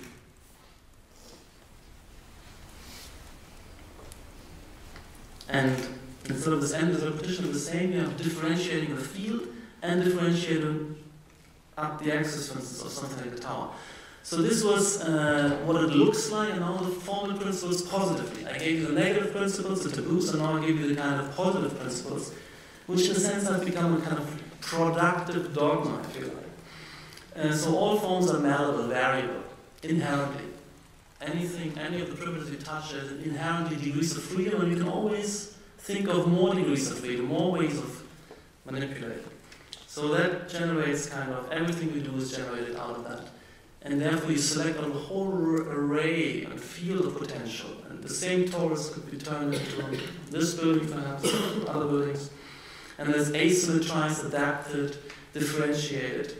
But of course, these malleable forms could also have an inbuilt constraining intelligence, or constraint, for instance, structural logics, the catenary domes. We've been recently using a lot of these kind of shell structures. But the interesting thing is when they become kind of not the symmetrical shell, but a kind of asymmetric, more with more degrees of freedom shell, the clusters of shell, and again, you can kind of build in these constraints and develop intelligent malleable forms. And the next principle is, instead of repetition, we differentiate. We not just repeat, but we also not just, we develop these kind of genotypes which proliferate, but as they proliferate, they differentiate. And they also differentiate perhaps intelligently for a reason, for a certain performative adaptation. But also, a differentiated field is so much more easy to navigate. You can follow vectors of transformations. You can be drawn along a gradient, like bacteria allows itself to be drawn along a kind of nutritional gradient. And therefore, these things are deployed relative to sun exposure maps, for instance, like we're doing in here, and you really can incorporate engineering intelligence as an opportunity for articulation and for energetic performance. But our task is not these calculations, but utilizing these calculations for a kind of sophisticated translation, articulation project, where the sun exposure map is translated into kind of differentiation of the Brise-Soleil, for instance, and therefore optimized, but also differentiating and articulating a volume. And you move such a city, you have sense of orientation even on an overcast day. And you can use this kind of proliferation of meaningful typologies also with respect to kind of the urban field. And this might then adapt to kind of underlying stratum of a topography or kind of network of traffic, etc. And the final most important principle, instead of that kind of agglomeration of pure difference, you set up correlations, affiliations, associations. And you have these differentiated systems, and they could be radically different to each other. And you start associating logics you develop. You're creative in developing and scripting correlations, like, for instance, the field and swarm of lights is one subsystem. The kind of pleating and folding and rippling of the surface is another one, each with their own performative logic, each with their own form logic. But then there's a kind of script which ties one to the other, and you get a kind of lawful correlation. Or every action is a reaction. Instead of putting the tower onto the ground without resonating, it starts to make a kind of resonating impact, which is then to interpret functionally. And of course, there could be many different ways. So your creativity is called upon to how you differentiate, and how, in what way you correlate, and there's an infinite project of always differentiating more, correlating more, and giving more degrees of freedom and more order. So here we have the kind of tower which differentiates from a square to a T cross-planar section to an H section, and correlated with that is the transformation of, and that is the program from retail to office to residential, and that is correlated with the facade from closed to curtain wall to kind of balcony. Out of this, and the system has the capacity to do that. This is the kind of correlation of subsystems. So here the tower, the skeleton is one subsystem. Again, you use a finite element analysis to script the network, which kind of traces and has intelligent differentiation, but it's also characterizing the tower. It makes a visual difference between the bottom, middle, and top of the tower. It recognizes, it accentuates other distortion in the tower. It traces and accentuates in terms of structure network. Then you can kind of trace that and in terms of opening and closed, in terms of the disposition of floors and voiding out of floors. Then you kind of integrate a structure which again has a certain law, an equidistant projection on the outside, project back to the core, creates a kind of differentiated tightness or openness at the core, and then you can make inferences from the tightness of the rib to the distance of the depth of the space. So these inferences are very important. They make it measurable. If you have laws of association, you can also later on read backwards and make inferences, because each of the subsystems is a representation of other subsystems, and therefore becomes kind of indicating a subsystem. So you can navigate the space. You can use one system as a sign system of the other systems. And of course there's enormous elegance and beauty and awesome sense of organic intricacy in such build-up composition where you really have to, it becomes sensitive to disturbance. That means it has a very intricate order. And as you build up these compositions, and you can always expand their density of connections, but with each new element it becomes more difficult. You cannot just throw something at it, like with the deconstructivist composition. You just throw another volume at it. It never is difficult. It's always easy. You just pile it in. Here you need to kind of work at it. You need to kind of bring it into a system of cross connections. You need to kind of intelligently stitch it in and correlate it and cross-correlate it. Therefore, it becomes much more, you really progress the project. After you work it through, it becomes a much more evolved entity. So in a nutshell, you could really boil it down to these taboos and dogmas, and yet on that abstract level that they are formulated, they're very liberating.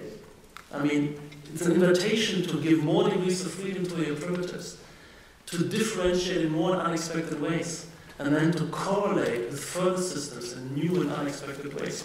And you can always increase the power of your project. You can always differentiate further. You can always allow the systems to be responsive to yet another element.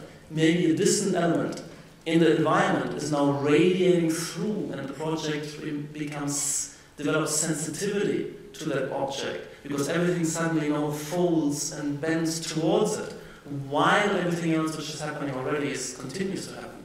So you can really, it's an infinite project of elaborating this complex variegated order. But what is important to remember is that the style is not only a formal system and method of advancing the project formally, spatially. It's also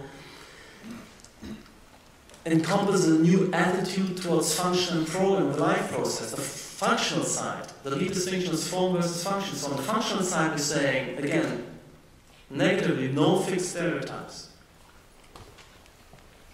No social homogenization like the moderns. And no segregated zoning. We don't do that anymore. So that's dysfunctional ultimately. So we have a new sense of what is socially functional. Positively, we're now saying instead, all functions are parametric. They're variable event scenarios. We don't just say the auditorium. What auditorium, what configuration, for how many people, with what kind of connections, and what kind of dynamic event scenarios, and so on. All program domains are differentiated. It's not the endless repetition of one kind of program domain. And everything communicates with everything else, instead of remaining separate and isolated. So these are the functional heuristics. And these are just heuristics.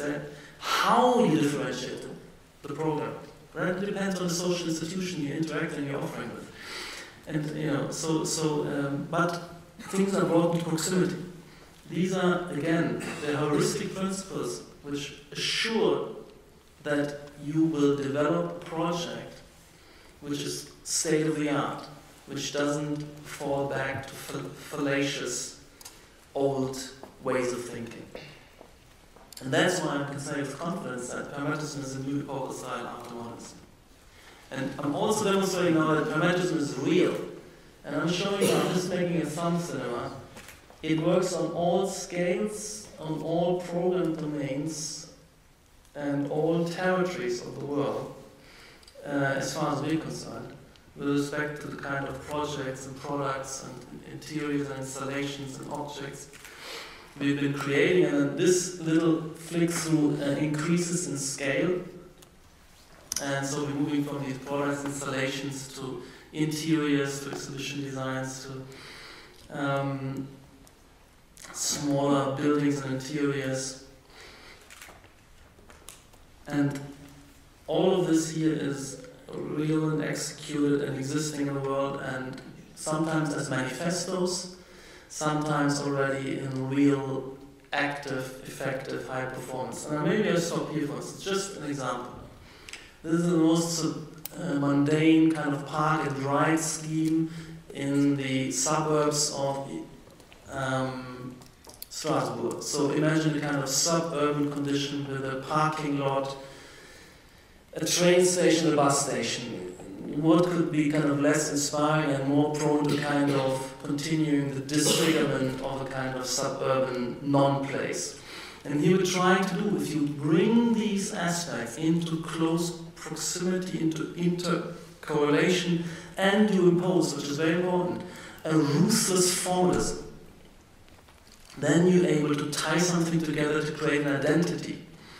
So here the car park is in effect, instead of having, they were asking for 2 car parks on each side of the road, we just said no, it's a one thrust. So we changed this material thrusting through the road and pulling in, connecting with the roof, which is allowing the train in, and allowing the bus in, is the interchange with the car park. Then we create the formalism of that curve. The curve ties together. The banalities of street demarcations, of lampposts are turned into kind of radical formalist medium of spatial articulation and organization. So these become kind of ruthlessly brought under this formalism, a directed swarm of lines. So the parking partition is affiliated to the lamppost, to the light, that migrates into the columns as arrays of columns and into the slots and cuts into the roof. So we get these kind of formalisms thrusting through, like a BMW. Everything was brought under the most ruthless of formalisms. And through that, it becomes instrumental and functional. Because the world, architecture is functioned through navigation, legibility, social gathering, and appeal, and not like machines and pipes and systems under the hood and below the ground. And that's why you cannot make that kind of dichotomy between kind of an aesthetic, articulated project, and a kind of pragmatic, functional project, because the functionality is only through appeals, ultimately. And those functionalities which are through physical force are the primitive, the unsophisticated, the trivial functionalities. What we need to engage in is the sophisticated, high-density, high-communicated functionalities which require ultimately the kind of formal and aesthetic and articulatory and semiology project. So I'm just going through more stuff as it's increasing in scale, and programs, schools, exhibition spaces, museums, offices, residential spaces. It's the whole ambit. Sport venues.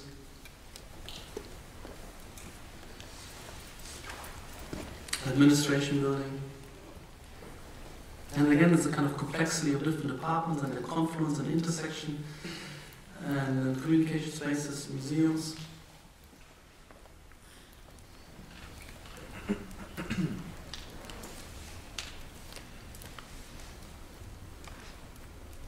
And again, perhaps a moment of pause. The capacity of the style to integrate a radically new entity with its own identity and coherence into an existing texture, but having a kind of sense of embedding, of affiliation to kind of textual striation, embedding and integrating with existing structures, affiliating with different urban directionalities, creating unity across the corner and tying together, creating unity between exterior and interior, and continuing a space which continuously evolves and draws you through. It's a kind of ever-evolving and migrating and changing space.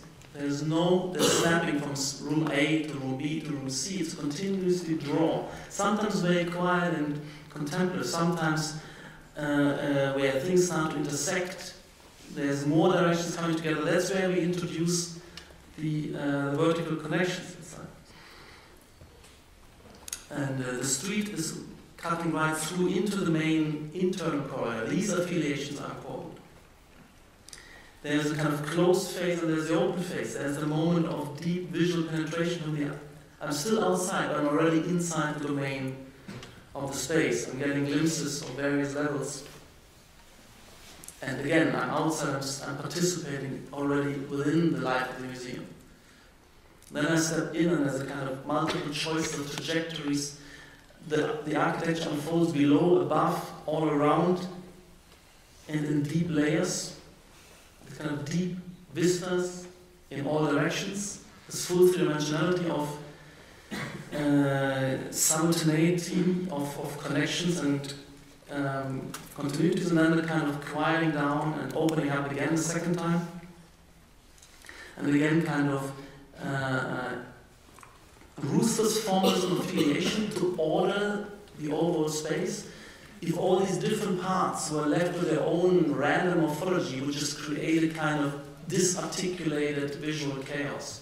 So the kind of formalization is important, but without the slightest degree of even compromising the parametrics of functioning, because the parametrics of functioning will always leave degrees of freedom. There's always functional equivalent solutions, and you select now on the basis of articulation the final morphologies. And it kind of keeps drawing, keeps moving, keeps pulling. And with every step, something new pulls into view, something comes out of you. And again, these moments of connection back to the exterior environment, and this kind of idea of being inside, looking out, looking through the outside, back to the inside. This kind of sense of suspension, complex matrix and network of spaces, everything communicates with everything else.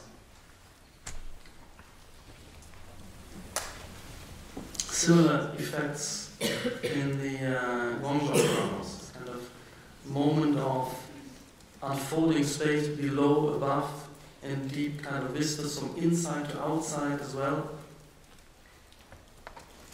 And then different world which is own kind of coherency on the inside.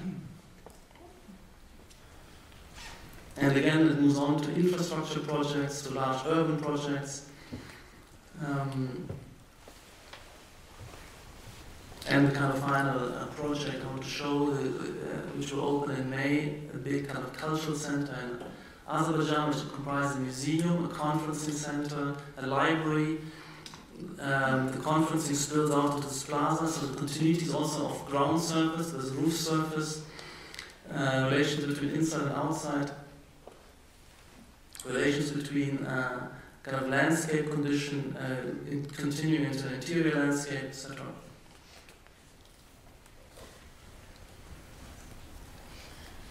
And again, the building looks different from each site, has different spaces, different offerings, but also it is recognizable and re-recognizable as the same in all its different manifestations. So it's quite different from here, but you know it has different exterior spaces, different vistas, and it's a kind of chameleon, but always recognizable. And it has this kind of logic to follow. And I think it will be an effortless, elegant space of multiple communications congregating and enjoying an elegant, informative kind of evening and day out. And I leave you with that.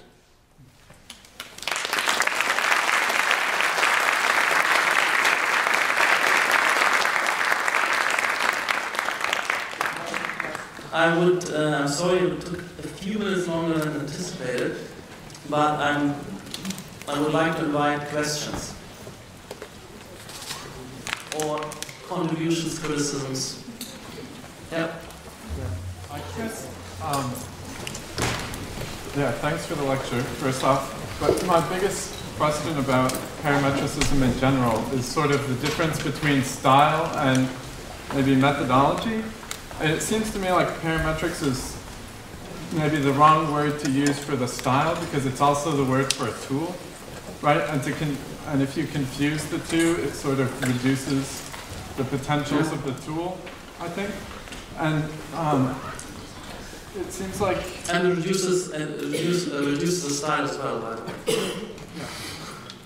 Right, so I think, right, to be reduced to just one set of operations, whether they're performative or aesthetic or whatever, and just responding to one cross-section of data, it seems to, and that would assure a project's being relevant, seems like a mistake.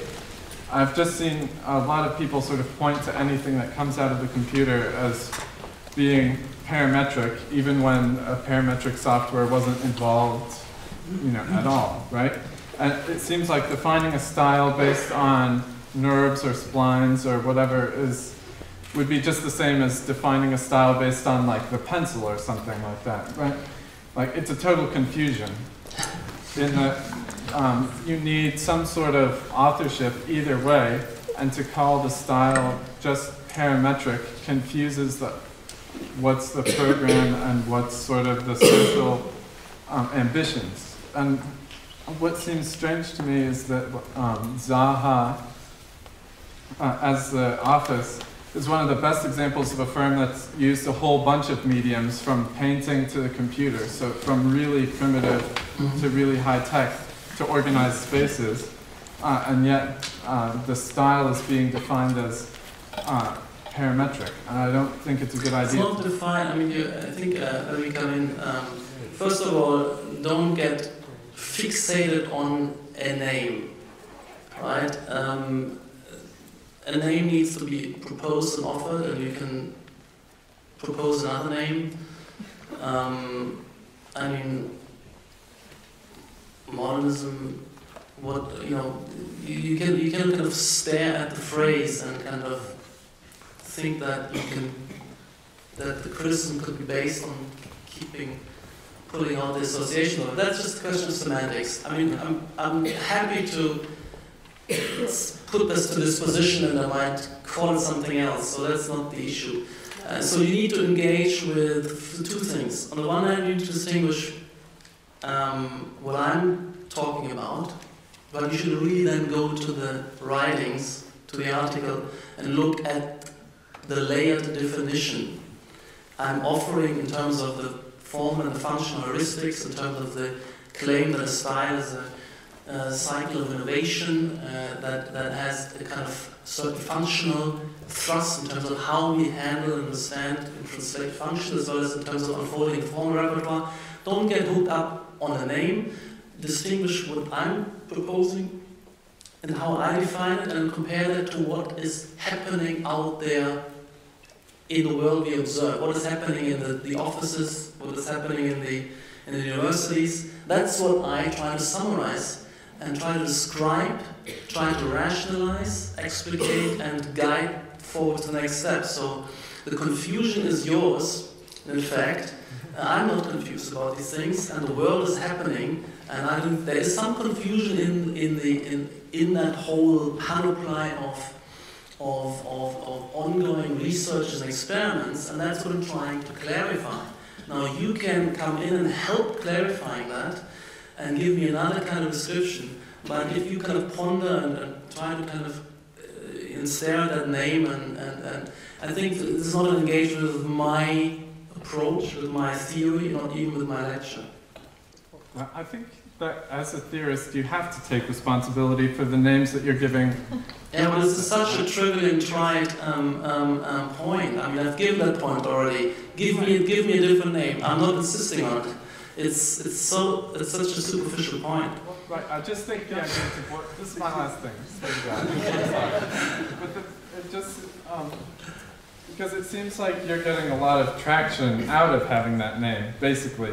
I'm like, even though I'd like to see parametricism as a term and as a manifesto as just a way of like being specific about what the discourse and what the goals of architecture are today and techniques and whatnot, it seems more like a sort of power grab in the same way as the international style, as just sort of labeling post facto all these different design intentions and movements that may be using the same techniques, and then using that to sort of I don't know, basically skyrocket your own position in the discourse. And I think the name No. Can I is a come in? First of all, to that, in a way. the first thing I wanted to make sure, and since I'm only illustrating, I have enough illustrations out of their own kind of ambit, but I could also fill a lecture with the work of many others, and in fact I'm working on a big exhibition under the label of Parametricism, which is going to be much bigger than, for instance, something like the Decon show, which is 7 people. It's going to have kind of 50 to 100 people in it, and it's really a collective movement. So if I'm showing my work, it's the work I have, and I have enough to show, and I can explain and take responsibility for, but in terms of the theoretical discourse, it encompasses much more what's going on. And I think, again, to come back to an earlier point, that the parametric tools, and I mean the tools are important. You need to recognize that nearly each style had kind of evolved the medium to some extent. Renaissance with the perspective, Baroque with projective geometry, modernism with the axionometry. But I mean, this is of course much grander, much more radical and transformative. And I'm just saying, mentioning some of these examples, lines, rods. Ultimately, for me, it's scripting and setting up rules and logics which radiate through. And if I apply color to a geometry, I will use the script to do so. That continues. So the medium is not fixed. Now we're talking about agent-based modeling and swarms of agents and so on. And that's within a paradigm. I use that because it is momentous and critical and important, but it's not. It cannot be reduced to it. And you're quite right. I think you can make parametricist architecture without these tools to a certain extent, because it's more about this sense of giving variable forms, differentiation of systems, affiliations. I'm criticizing a lot of the work as being kind of single systems too much. I want to move from single system differentiation to multiple systems and increase complexity. And of course, the desires and early anticipations and premonitions of this kind of work was produced in advance of the arrival of these new media. This is not only the case with Zarian architects, where we use ship curves, endless arrays of ship curves and feather curves, and Xerox distortions, and all sorts of ways, and using perspective projection as a tool of distorting an array of fragments. So that was prior to the computational revolution. And Greg Lind just gave a lecture at Yale, where he also stressed the fact that he designed in and also the Eisenman folding was kind of pre-digital, and that is what leads to parametricism. So you can't reduce it to it, but you also have to recognize the enormous momentousness and power. And if I use parametricism, it's not only that we're using parametric tools, but it's that the design itself, whether it's executed by computer or computer without computer, is inherently talking about multiple parameters, variables on the level of function as well as of form. That's what it motivates me. So I will invite you to kind of see where I'm coming from, the motivation. The category of style I want to reinvigorate, because I think it's important. You mentioned international style. This is a great moment, I think. Also a retrospective moment. Retrospective intelligence is always a bit more mature and serious intelligence than a kind of prospective one, perhaps. Anyway, the owl of Minerva is flying at night, as Hegel said. So I do like that comparison, and I would want to live up to that comparison. Yeah. Anybody else? Yeah. Sorry to interject. As a student that's obviously contemporarily just been exposed to these types of procedures and types of tactics that are associated with parametricism, I guess not essentially a flaw, but an underproduced or something that holds great potential in this possible realm is the use of the parameters. But what I've seen has been explicitly formal explorations, and that's totally fine. That's totally interesting and great. But if you spoke about an ontological response and an ontological issue, and if that ontological issue is in a sense addressing the human body, or the being as a human body and one as sentience, isn't it kind of critical to address the importance that sentient beings are formulated by cultural and social implications. Exactly. And so through the social and cultural implications, what are the explicit parameters that you can apply that are not necessarily separate from the formal realm, but intertwined? Because if you look at the work like someone as Toyo Ito, I guess his work isn't explicitly parametric or parameter-based, but it's very, very similar in a sense. And I guess the successfulness of that work depends on the cultural and socio-economic evidences, which his work is still limited to Asia, specifically Japan, and he has a couple projects in Europe, I think. But I guess my question is twofold. If you're speaking about phenomena, is the phenomena you're addressing the work that is creating those phenomena, or the work that exists due to those phenomena? Because I think there's a higher sociology that exists than what was addressed. And then the second question was, what kinds of examples of specific social interactive parameters, I guess, could be used to further advance this technique? Okay, let me start with the last question.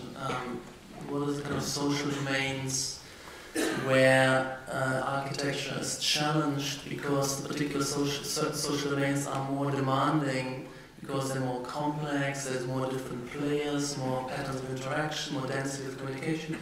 And one of the domains which we've looked at very systematically, and for instance at the AADRL for 3 years, was the realm of corporate organization. So you have large corporate organization, which is no longer the kind of bureaucracy which kind of separates out the different departments in isolation, but these are kind of now high density network organizations with a lot of outside collaborators and companies coming in and out, with a lot of continuous reconfiguration of teams and sub-teams and matrix organizations where you have a double affiliation between the departmental affiliation and the project affiliation. So it becomes quite rich and complex and dynamic, with a lot of kind of informal and self-organizing happenings. So that was for me the domain where you said, wow, this is really rich, complex, how can you kind of structure such an environment? You have the flexibility requirement, you also cannot just give them an empty, unstructured box. They want to be kind of, differentiate themselves out into kind of richly articulated bureau landscape where they find different niches. So you nearly kind of pre-differentiate the domain and then allow, and you give a rich variety, even unspecific to a certain extent, and then you allow the kind of organization to kind of settle in and differentiate out, but these things remain connected, remain continuous.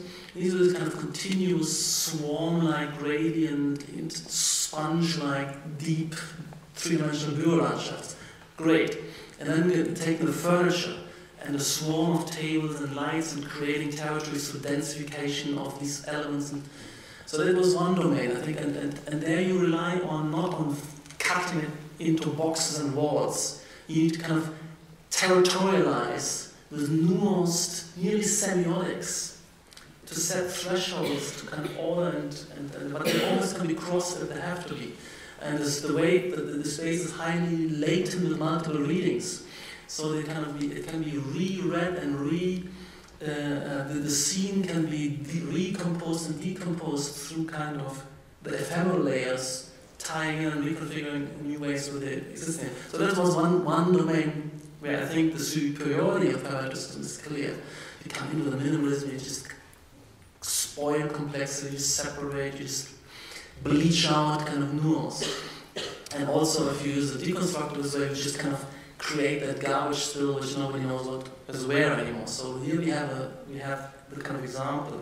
Now when you mention the kind of cultural specificity, I mean, one thing is sure that instead of, unlike modernism, parametricism has an inbuilt adaptiveness. So it was when we colonize the world, which we hopefully will, it will be with more kind of sensitivity to regional climatic conditions. Modernism was just armed with the air conditioning under the hood, could stamp out the same glass box the world over.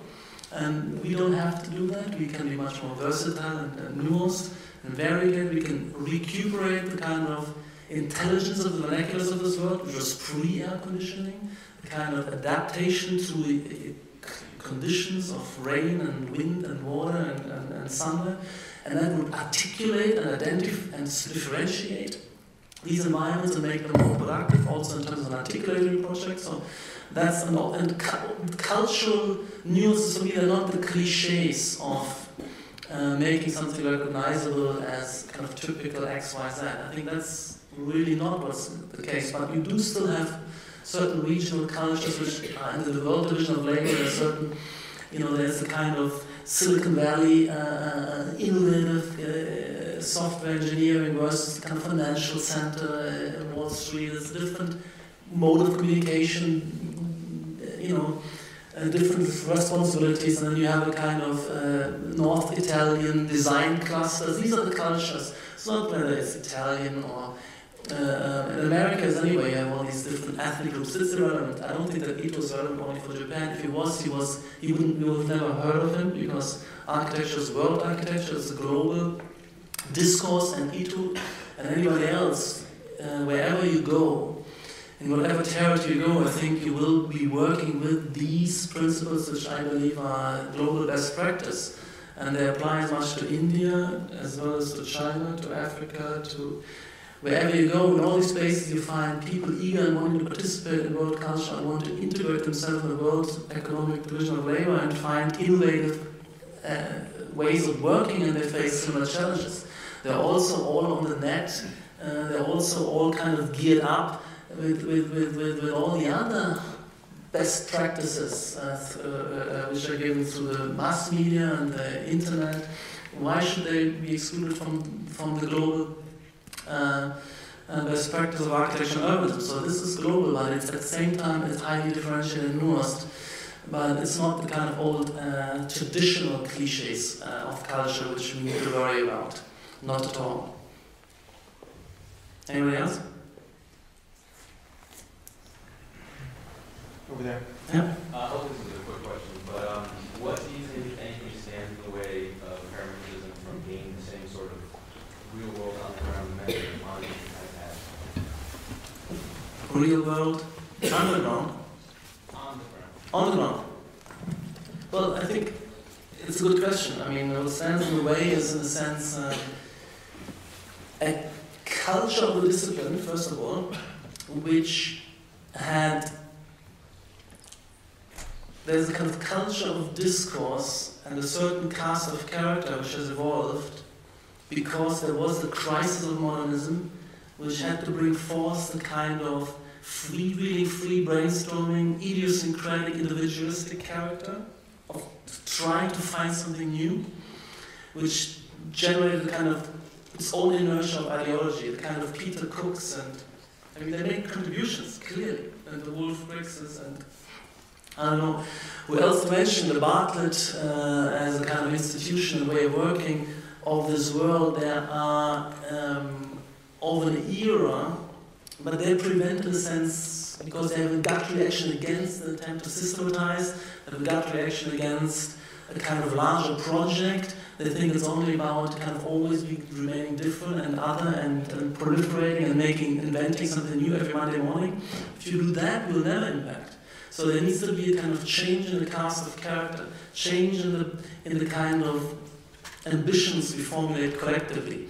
And I think there's, first of all, for me, that's why these kind of, I get a lot of these often quite kind of negative and hostile responses, the kind of resistance to being kind of consumed into something larger, wanting to keep options open. That's one aspect.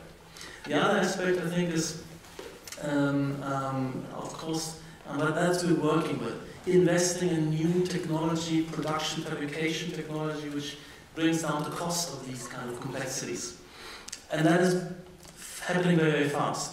And the economic crisis seems to have put a kind of hold a little bit on that. A lot of people actually in the kind of discourse lost nerve and thought this was kind of parametricism on some of these experiments were kind of part of a kind of pre-2008 aberration of history. I don't believe that. I mean, of course we had excesses and I think that, but there's also a maturing process. So I believe that investment in these kind of production technologies, kind of a different spirit of discourse within the discipline, and the recognition outside of the discipline that there is a new paradigm and style in the offering is very important, because that's why I think the category style is important. It's the only category which means anything outside of the discipline. That would be the only news, worse the headlines, when it would become transparent and clear that there's a new kind of style, a new paradigm, a new way of working, a new kind of physiognomy for the built environment, which mayors and corporations and clients should look out for to understand and participate to upgrade their own institutions. That's, I think, what is lacking. And I have no doubt that this will push through, because it's, as far as I'm concerned, it's compelling in its capacities, its repertoires and intelligence. It's the only game in town, also the only original new agenda and project and style. What is minimalism? What's new about that? What do you expect? What kind of transformation or advances do you expect from buying into minimalism? It's nothing but a kind of retro-modernism. What would you expect from kind of postmodernism, kind of new vernacular kind of approach? I mean, what is there? Where are we going? And I'm saying, and I'm geared at the same time. I realize that what I'm calling Parametricism as a collective project has a lot of, it's in its infancy intellectually levels. A lot of the practitioners have not grasped the capacity to be taken seriously.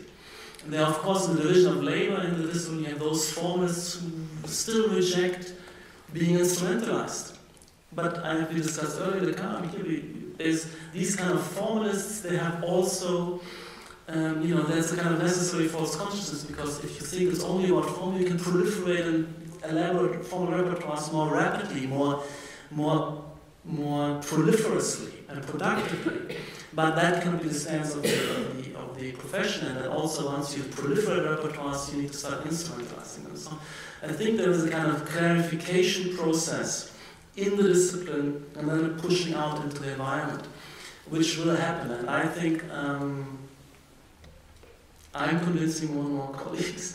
And there's a lot of interesting series. I mean, you have to have the fantastic Smart Geometry Conference. And it's with great success to bring that institution and that workshop and that kind of one of the hubs of what I call Parametricism. It's the technologically fabrication-oriented end of the research. But that's, in a sense, very important. I mean, I think that gathers momentum. That will be here as a resource. So I think there's still several components which need to be brought together, and I'm the kind of great synthesizer, if you like, in my own perspective. I'm pushing out, trying to build these projects, but I'm also trying to kind of bring everybody onto a collective project. It's the great invitation to participate. It's not wanting to promote myself, and I mean, I'm giving everything away, and I give all my ideas to students all the time. I give credit to everybody. I mean, this is nothing. You know, this is a collective project. We've kind of learned so much from all these other people, and we're not insisting on anything to be ours. I mean, that's a really misunderstanding. There was a question up there. Go ahead. As architecture becomes more global, as the entire economy, the world becomes more global, this sort of globalization. I was wondering, if you take a look at all the other epochs in architecture before, they're largely regulated to the Western civilization in Europe, and then maybe in modernism, in case it regulated stuff in both Europe and America. I was sort of wondering, when you see Parametricism as an architectural movement, and as a new epoch in underdeveloped countries such as Africa or South America, and how it would begin to sort of manifest itself in a truly global world? Very good question. I mean, it was when asked, is it relevant to something like kind of social housing? I think it does. Even the kind of even those kind of projects which are maybe not high performance, high density, there's a need to there's more individualism required, there's need to differentiate the different family models and differentiating, and different cultures have different requirements, but the principles by which I kind of bring these requirements forth are universal. So I think what is important, This is not Western architecture, the latest Western style. That whole concept of Western has to be kind of cast aside.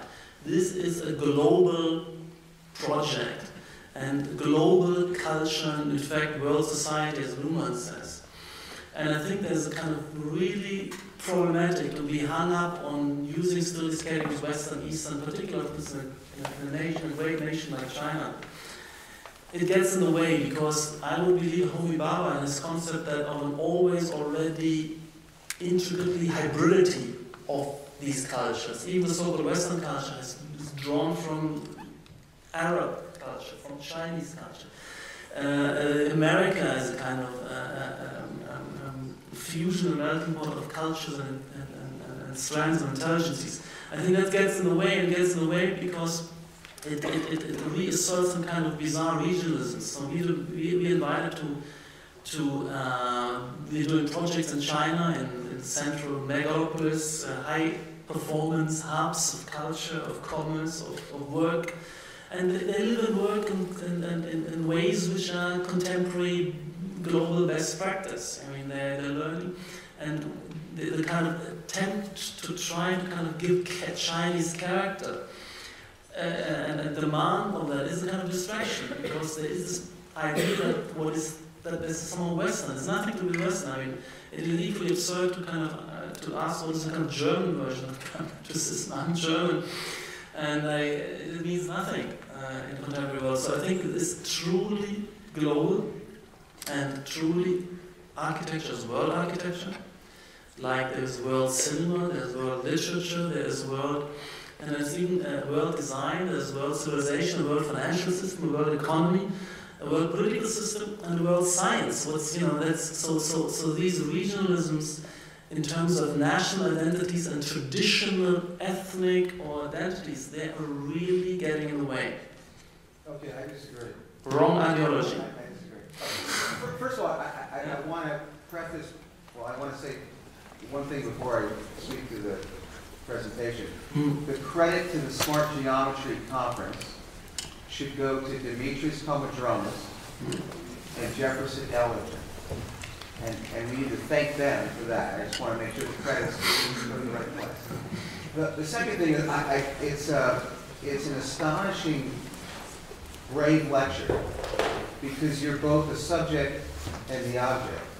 You're both the author in the forefront, in many ways, producing some of the most radically, morphologically complex, parametrically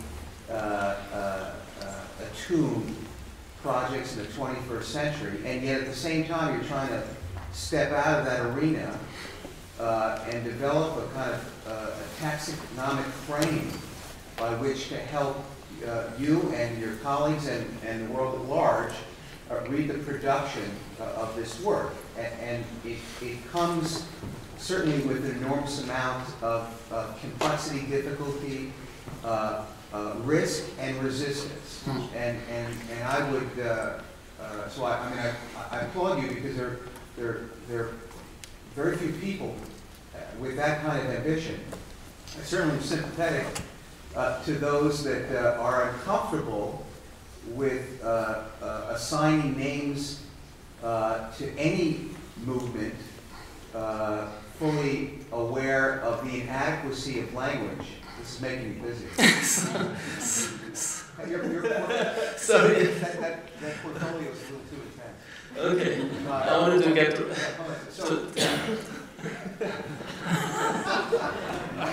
So trying to put me to sleep with advanced projects. So here you are trying to create a taxonomic system. I remember when Greg came out in the 90s with the word blob. I mean, on some level, he should be applauded because it rose to the top as an enabler for discourse to be promoted around an area of inquiry that was seriously problematized. Yet it was also at the same time misinterpreted by large populations of people. And I suppose a couple of qualifications before I go in Sure. with a comment. One is I do think that whether or not everyone in the audience agrees with the totality and your belief system that this can find some elegant closure, that's to be debated. But the fact is there are a number of contributions that you cite both as methodological processes and certainly opportunities from an aesthetic, cultural, technological, environmental perspective that could utilize these processes in the most intelligent, sensitive way for our time. And I agree with that.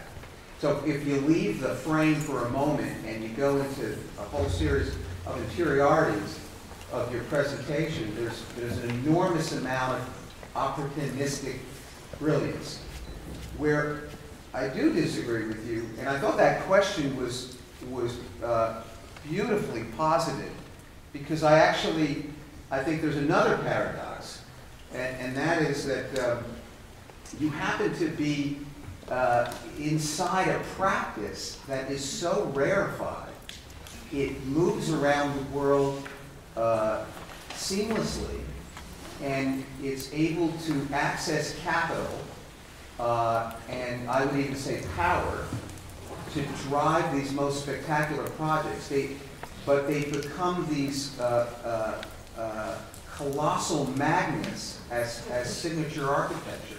So the kind of provocation of that question was that might there be other orbits of cultural forces that are not where you stand in terms of where your projects reside and the impact they have, which is so rare because it's produced from the margin. I'm talking about in a way kind of radical avant-garde. Then it goes to the center because it becomes the ultimate institution and gets branded and appropriated by many other kind of delivery systems to do other forms of work.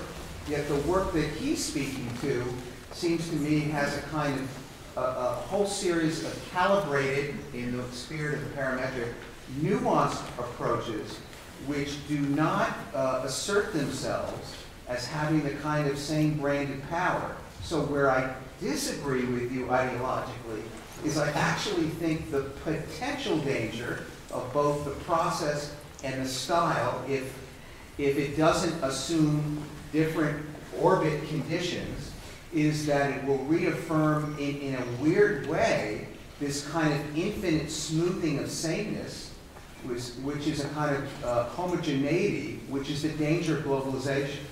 And I would argue that although this meets your practice, it absolutely should be celebrated and needs to go forward, I actually think that there are other practices that constitute a constellation of resistance that is good for you, is good for all of us.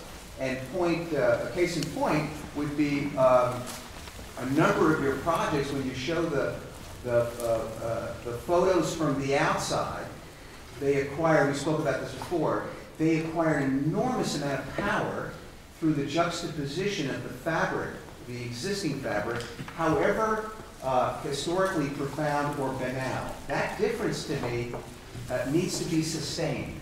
And so this hegemonic enthusiasm that you have, I agree with it on an intellectual level, but I have to say that we have to be very careful that the kind of differentiation that you're talking about needs to be sustained through a whole range of different, both material and I would say even architectural practice types.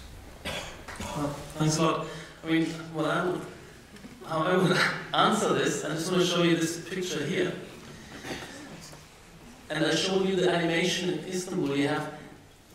I do believe two things. First of all, that as much as we are designing some of those special civic, cultural buildings like the National Museum for Contemporary Art and Architecture like in Rome, They deserve to be a certain degree of singularity and focus on that, yet we still try to embed it into a texture and drawing. That's one thing, and I don't personally believe that it is, what interests me is not that kind of shock of the other and the kind of singularity of the event. For me, it's the interest in the principle and the universalization and of this. So it's the Seagram building. When it arrived in New York, in the late 50s, it lands like a kind of alien provocation from outer space in a kind of brownstone kind of world.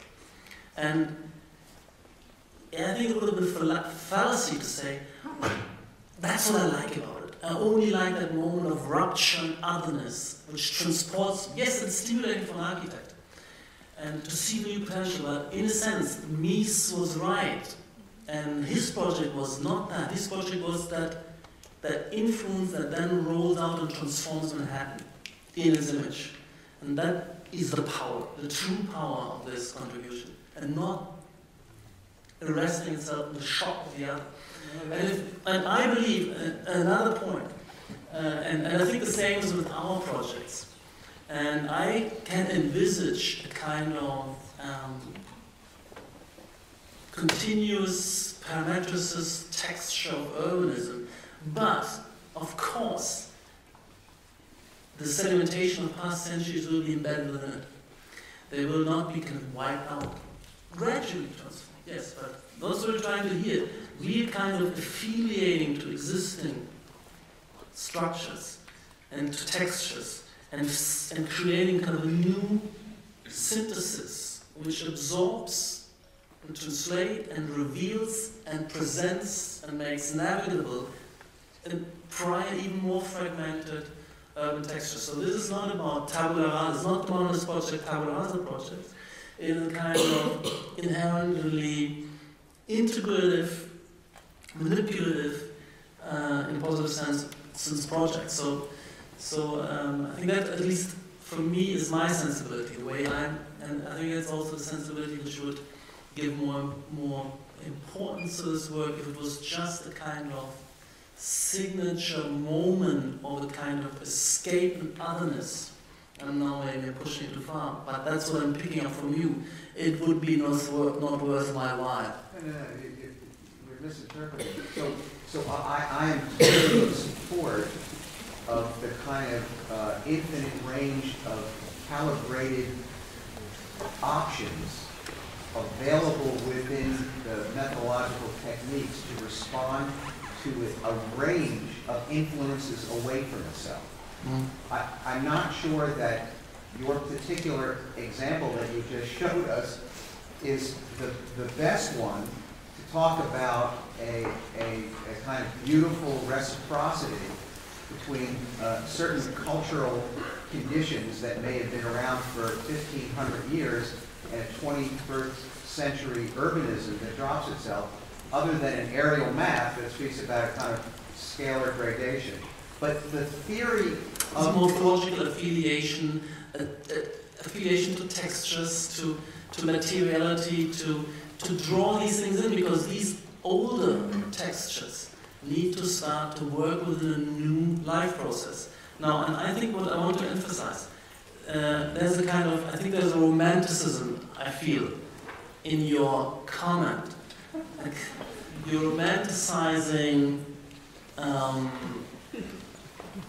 the diversity of culture. There's a danger in your comment to romanticize the diversity of culture and of historical cultures, and kind of demonization of what you can globalize and homogeneity. And I think there's a real problem here, because it's a kind of, the world assumed as preservation.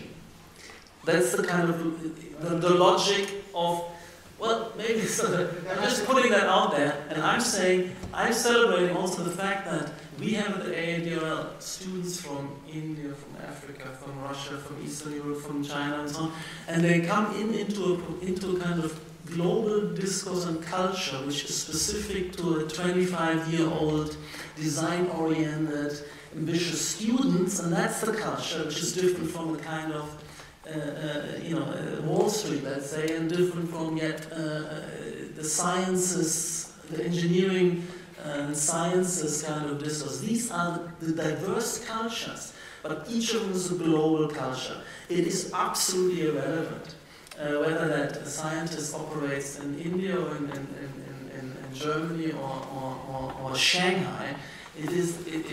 That's kind of marginal. So I celebrate this kind of diversity in the World Division of Labor, at the same time the kind of capacity to communicate still across otherwise fetishized traditional cultures. And I don't believe, and I think what is an anachronism to be overcome is the kind of division of the world into nation states and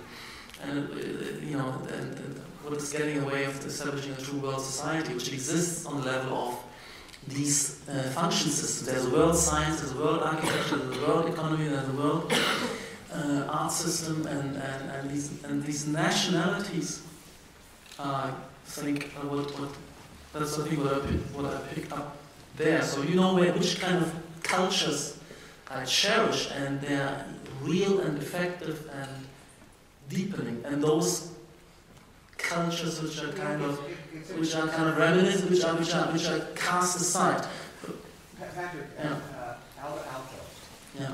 was a modernist, but you can find in both the detailing and the plans and sections of his buildings truly a Finnish ethos. I don't know how else to put it. It's not romanticizing. It's one that appreciates cultural memory and believes that you can move forward into the 22nd century and sustain difference, which is your argument. That's your argument. It's not this kind of difference. Yeah, and I think it's fair to say that although there's an enormous amount of affinity, of great profundity between your theoretical position and your architectural practice, which I got to say, look, I can ask you, to interrupt you. What are we a kind of a Finnish? Are we an Iraqi firm, a British firm? I mean, what are we? I mean, it's a different era, But also, I think modernism was a truly global world architecture. Le Corbusier was the great protagonist of working in South America, working in Moscow, working in Africa, working in Europe, working in America. Now, is Corbusier a French architect? What kind of tried claptrap is that? And I'm in his, we are making the next step. If Corbusier was neither French nor American or anything else, why should we ever be? Patrik, I don't see these things as diametrically opposed. I'm just within the logic of your argument.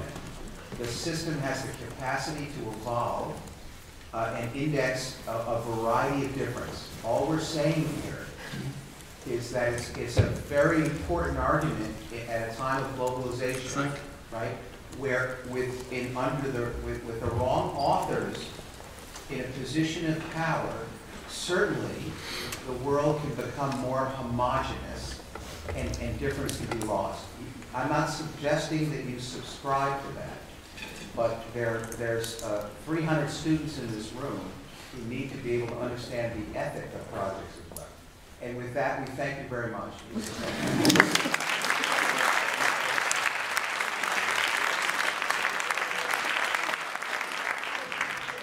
Okay, the next time I will discuss ethics and morality of architecture.